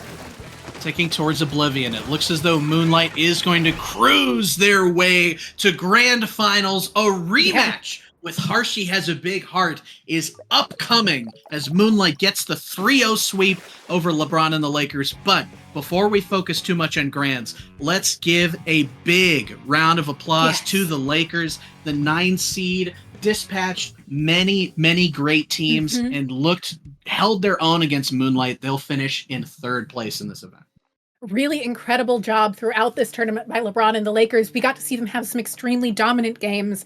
I can definitely see them, if they continue playing together, doing a lot of damage in future tournaments, and that's so exciting to get to see. Really incredible job by them, but Moonlight just has the experience to take the set. I just wanted to give a thank you to the Lakers, despite being a busy NBA team, for taking time out of your day to play some Splatoon 3 with us. The Lakers are going to be flying to Portland for their next NBA game tomorrow, so they've got a busy schedule. In addition, speaking of busy schedules, Moonlight's trying to win this charity tournament. Yes. But they have a Ludi set that's starting like now. Is that right? I'd believe it. That's Ludi season for you. You got to try and do it all. So I imagine Moonlight wants to find this first set win very quickly, and then get the reverse, then get the next one even faster. So their Ludi opponent doesn't get too mad at them. That's a good point too. I think that probably Moonlight was thinking, oh, well, we'll be in grands on the other side of this, so we'll just have to win a few games. But no, I can imagine them typing in the Sendo chat to their Ludi opponents like, it's going to be a while. This set's going to be pretty delayed because we have 2 sets to win. So we'll see if they can do it. But, I mean, Hershey's going to have something to say about that, Nox. Hershey absolutely will. There is a world where this is just 1 set and not 2. Hershey plays at a very fast pace. Moonlight, not so much. Moonlight needs to find a way to assert their pace over Hershey's, managing to slow them down. They didn't succeed at that last time they faced off, but they could easily this time. And we're going to be starting off on Clamblitz Scorch Gorge, which will be interesting. I don't think that overly favors either team. I think it's very fair for these two teams. I'm very intrigued to see what they do. Yeah, and I'm interested to see, especially because Harshy looked so good on that Clan Blitz game that began winners finals. If they can kind of keep it up on this same mode, very different map here, of course. But one thing that also has to be noted, just because I think for those Splatoon enjoyers here who are going straight from this stream to the Splatoon tourney stream where Moonlight's going to be playing against Floaters Grab a Life Fest, those two teams are essentially playing for their group championship in Ludi, and Henlo and Synapse are on Floaters Grab a Life Fest and on Harshy Has a Big Heart. Okay. So not only are these teams about to play for the championship of this charity tournament, they're then going to go straight into playing to try and be one of the top seeds in Div X playoffs. This is a great afternoon to tune in for Splatoon, Docs. Yeah, so I guess Moonlight's opponents aren't really waiting on them. They're waiting on their own teammates. That's true. It's really just the other two members of Floaters who are like tapping their feet like, come on, guys. You guys said you would be done already. I got places to be. That is pretty hilarious. It is. They're in for a long night of Splatoon because Ludi sets are best of 9. Oh. They really are in for a long night. We are going to get grands ready for you. We're going to take a very brief break. I'm talking like in the seconds, but we will be right back. Don't go anywhere.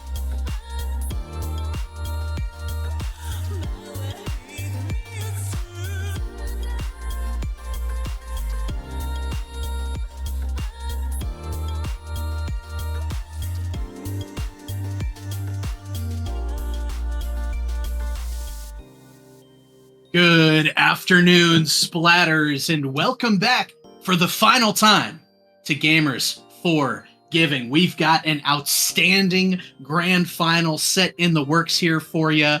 The rematch of winter finals. We are seeing Moonlight coming from the loser's side of the bracket, and Harshi has a big heart coming from the winner side.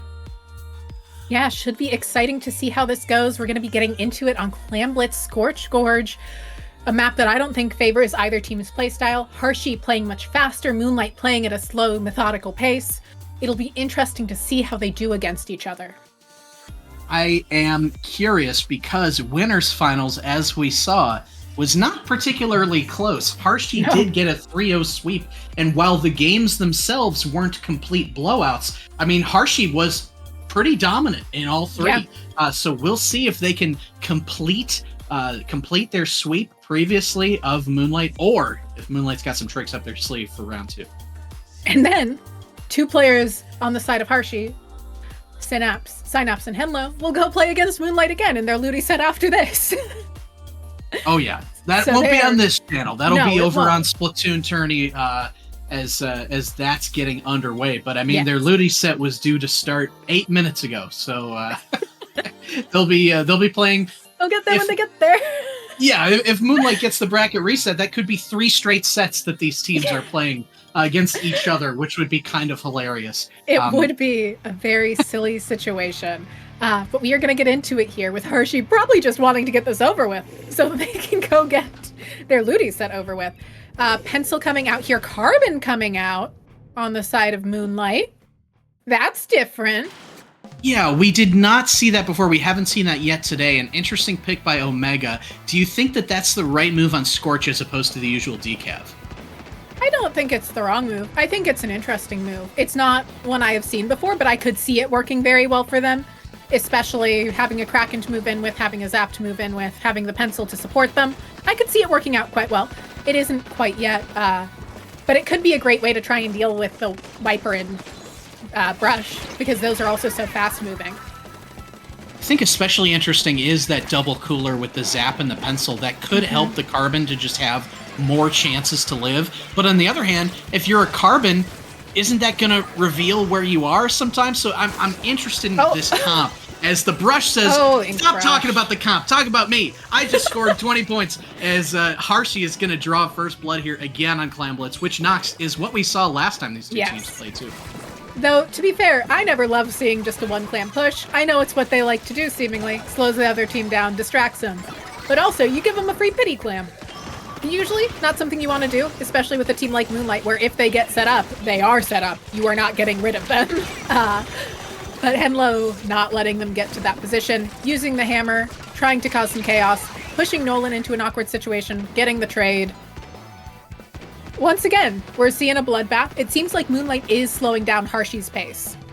Yeah, I like that adjustment because that was not happening in winners finals. As they do get another 2 picks, you see the Brush kind of circling around, maybe thinking about a flank. It's actually just the Brush that's up now is going to get picked, and Moonlight's got the positioning. Clam. Yeah, they don't quite have the clams yet ready until now. Nolan has a few. They do have enough to take the lead. Let's see if they can get someone to cycle back, but no, Nolan's going to be dropped by the bomb. The Zap coming in to try and push that lead ever further down, but a way different start this time for Moonlight than we saw last time.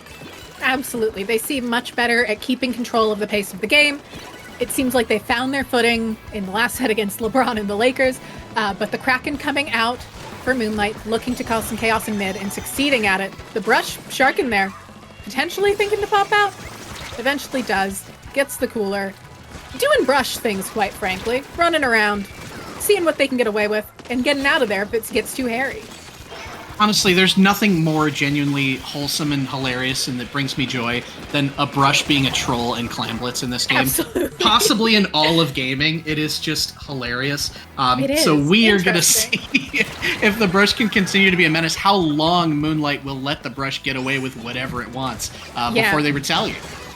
Yeah, it seems like Harshi did jump in with a power clam, managed to get one in. The Brush is somewhere. Henlo is trying to push up, not going to be able to. One clam push. I mean, if they keep scoring one clam at a time, they will eventually take the lead, but it is the most ineffective way to do it. They've got to be really good defensively, too, if they're going to do that, don't they? Yeah, they do. But yeah, I guess they can just send their brush in there and see what happens continuously. That is an option, in theory. I kind of like that. I like that option for the vibes, is Nolan will go down. Omega's trying to find something with the Zuka, but will actually be picked by the Brush's Whale here, as crashing in again is Harshy with pretty big numbers. Nolan's going to try and get the Kraken going, but again, they get one ball. Can they get a second? They do, getting the lead now, and the Brush is going to kind of scamper backwards, building another ball for the next push. They're get sick of that Brush. Yeah, they are done with the Brush. But that is the lead back, and it is. I don't know, Harshy's looking competitive again here. Harshy is definitely looking competitive. And we're seeing them doing a great job on defense here of pushing back Moonlight, keeping Basil from being able to set up. Both teams keeping top mid pretty clear right now. Neither team being able to really set up there. I will say Moonlight does have firm control of mid and now has a 3-down situation. Synapse going to have to try and hold this on their own, but choosing to back up and stay alive instead. 2 power clams going in, lead by 1 clam. Another power clam jumping in, going to find a push to 19. That's a huge push from Moonlight. And it'll be hard for Harshy to find time to do anything with that. Yeah, I really like that play because it was patient, right? They had both of those clams ready for a long time, and they waited until it was optimal for them to get that going. But we do see Henlo with the hammer here. There's still a chance for Harshy to try and make some magic happen. Not if Omega is able to continue to be a force on this carbon roller, though. Yeah, Omega has been putting in serious work on this carbon. They've been finding great picks. The first push Moonlight got was because Omega managed to find a triple. We see a situation where Harshy needs to get some more clams. They do have overtime secured with that power clam on the pencil, but they don't have any space to work with.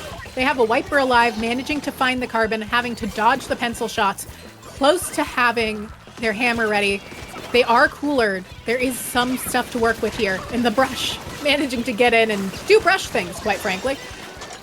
Able to keep the push alive. Oh my gosh, yeah, but they just need 3 more. 1, 2, 2 more now at this point. The pencil rushing in to try and flip it. Can Harshy do it?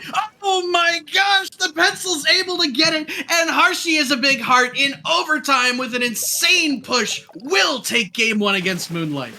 Harshy doing an incredible job there of finding that last push, not going, oh, we don't have lead, we don't have what we need, it's over, but instead using their specials, using their advantages to find that last push. Wow. I mean, what can you say except, holy smokes, they've done it again. Harshy continuing to seemingly have Moonlight's number today, Nox. They're 4-0 over Moonlight, and I know that these sets are a best of 5. Yes. But if you're Moonlight, I mean, this game 2 is a must win, I think. Just to say, hey, hold on, pump the brakes. We can win these. We are the 1 seed. We can beat Harshy. They've got to say that now. They do. It's going to be a hard thing to say when you've lost 4 games in a row to the same team, though. It's not a position that feels good to be in. It's definitely recoverable. Moonlight definitely has players that have the mental to do it. They've played for long enough. They've been around for long enough, but it's a hard thing to do. It is not easy. And Harshy, probably riding a high almost. I know when I win like that, you know, you're so hyped for the next game. You feel so confident. You feel so ready. Because that was a well-coordinated last push they got. Oh my gosh, yeah. And it showed that clutch factor that's still present despite that gap between now and winners finals. And now we do see from Moonlight, previously they had counterpicked Zone's Barnacle against Harshy, and now they're going with Zone's Umami, which, I mean, Nox, that last game against the Lakers, that was really strong from Moonlight. So I'm curious to see if they can flip the momentum here. I mean, this is definitely a map where they could. They have a really great comp for this map. The Tent thrives here. The Tent loves it here. Pencil does great here. 96 Cal does great here. The Kraken is so good for forcing entrances and openings. It's definitely a good situation to be in for Moonlight with his counter pick. The hard part is, even if they win on their counter picks, they also have to take one of Harshy's. And then they have to go win another set after that. So it's just it's a long way to go for Moonlight, but you gotta take it a game at a time. And they are looking for something here. Omega sticking on that carbon. I didn't expect that. And we're also seeing a switch from Basil to heavy edit, which I like. I like to see it. It definitely allows for a faster style of play. Might throw Harshy off. And no major comp changes from Harshy, which not a shock to see. Hey, if it ain't broke, don't fix it, as we are going to see the Brush getting an early trade yet again, as Nolan's trying to work the top here. Now, when they counterpicked Barnacle last time, we said that they're trying to shut down the flank routes for the Brush. This map, you can get a little bit funkier with the left and right sides. I still think it largely accomplishes the same goal, though. I agree. I think it does help limit flank routes. I think it's also just a map that their weapons do particularly well on. It's a very stable map if you get your hold. Both Krakens coming out, just pestering each other. Nolan does go down, though. Synapse managing to win that fight. And we're seeing the Viper really going in to cause some chaos, but getting shut down. Yeah, Harshy just continuing to get pick after pick after pick, and now it's just Basil over here, kind of mirroring that Barnacle game. Basil does jump out this time, though, and it's not going to get picked. So Moonlight's got one more shot here as that zone is ticking down to oblivion for game 2. As Harshy's trying to hold things down, got the juice going out. Omega's trying to make some noise up at the front, paired with Shadow, who's going to drop into that left side, traded out on both sides, but Moonlight is going to lose the numbers there. And oh my gosh, picking Nolan. God. That is going to be game 2, and Harshy has a big heart, is one win away from going 6-0 against Moonlight and taking this tournament. They are so close to taking this. Absolutely incredible. Also, want to shout out a donation here. $50 from Pixel Hearts. Thank you so much. Oh, let's go. Nice. Thank you, Pixel Hearts. That'll put us at, what is it? We're almost at 1.1K. So we are getting up there. We're almost at our goal. Hey, folks, there may only be one game left in this tournament. So if you've been thinking about donating, yeah, you got to get them in now because we're about to be done.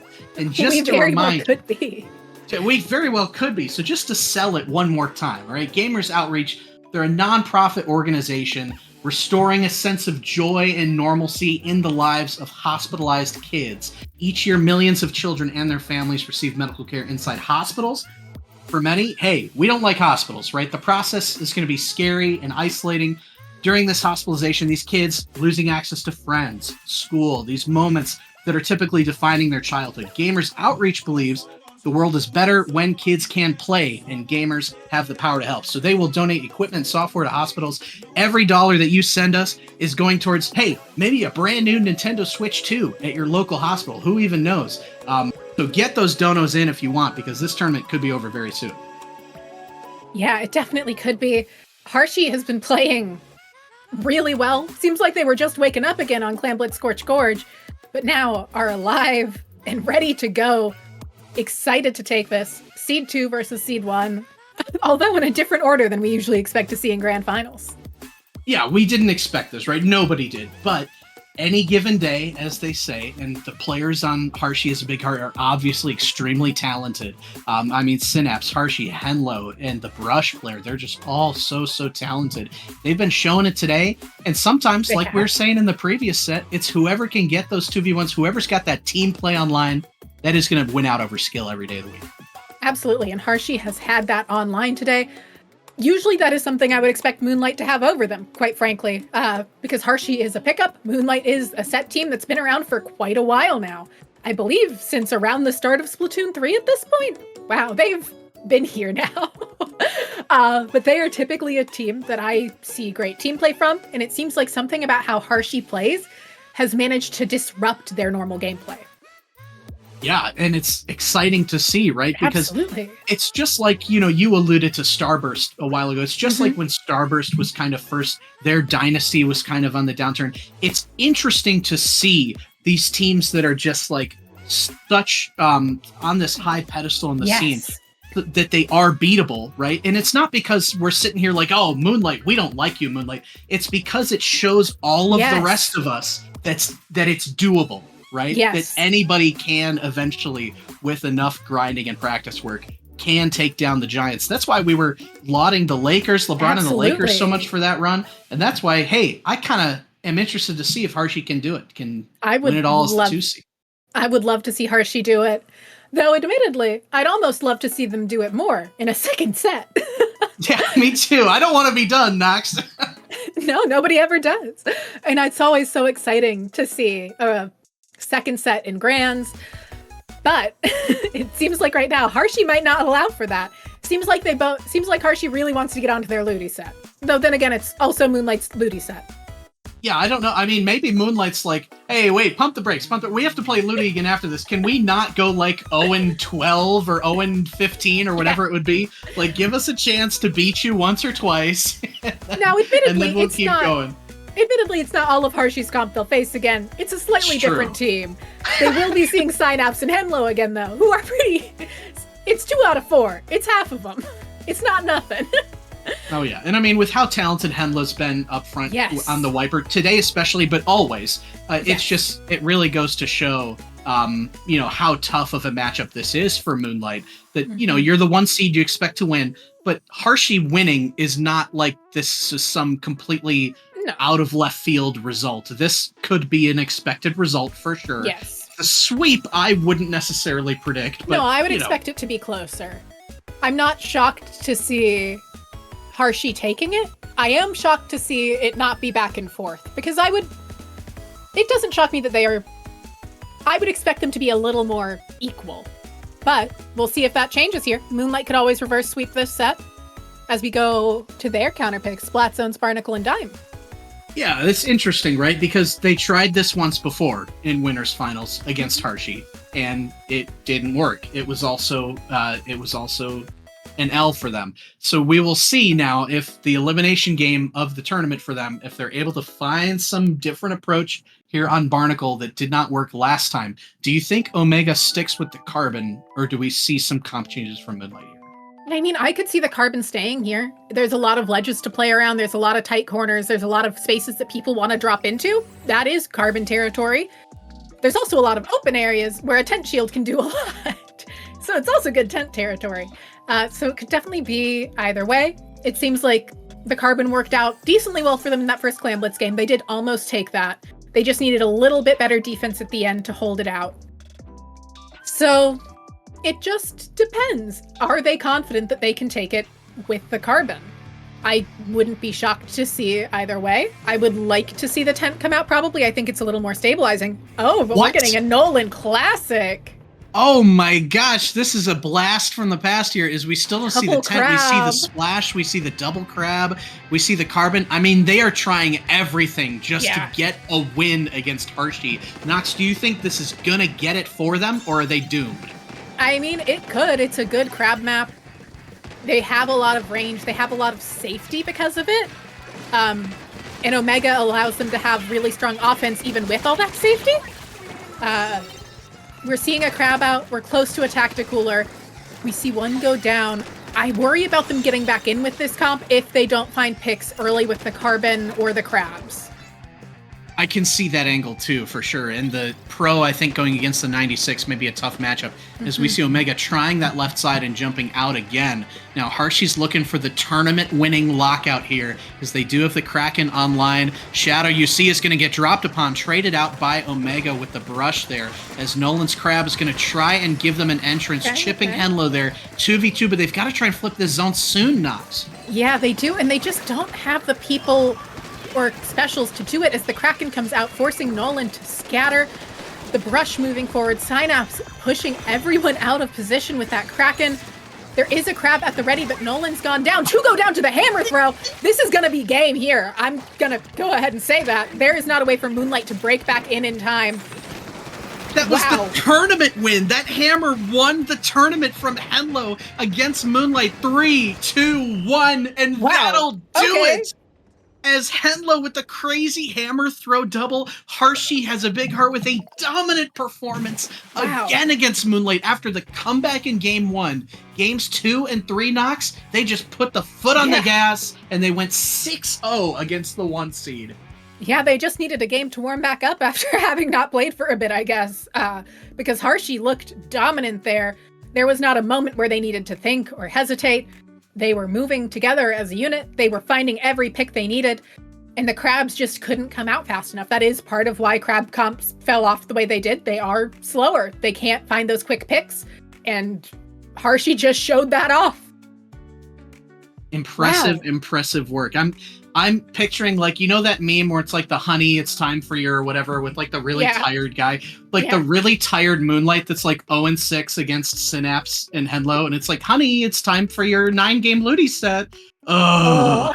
Oh my gosh, no, we've seen enough of these guys. But you know what?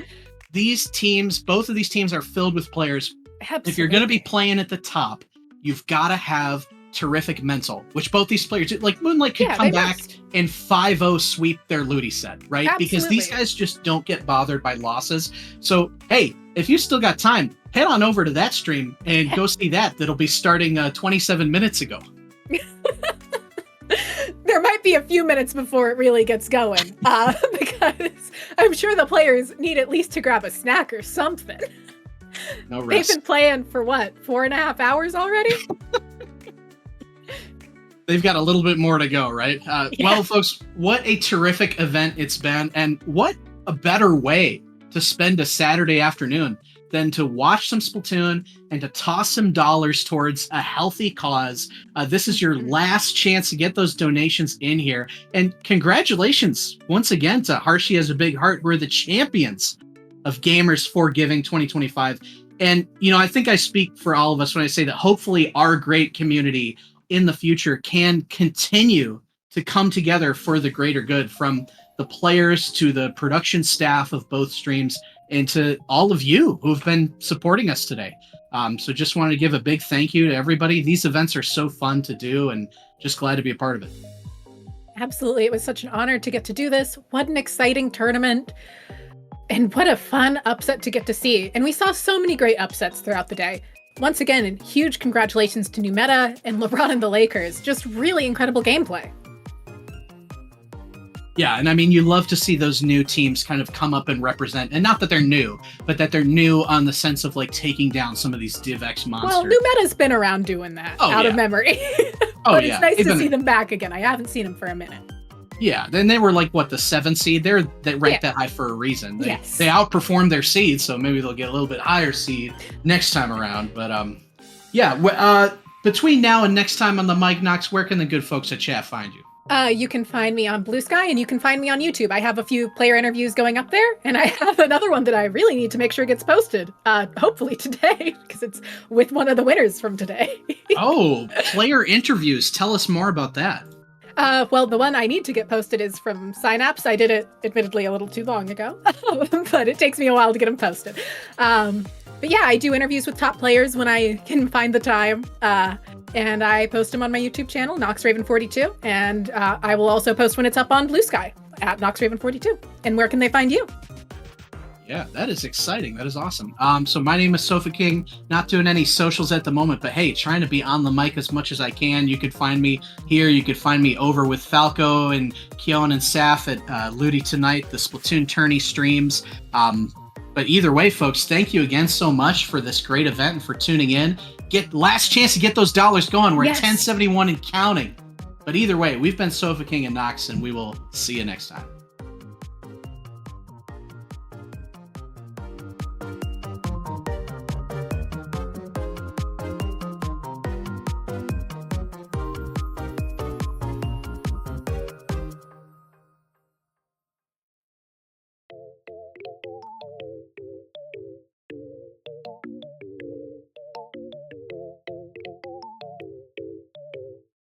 Dude, that internet these days is so dope.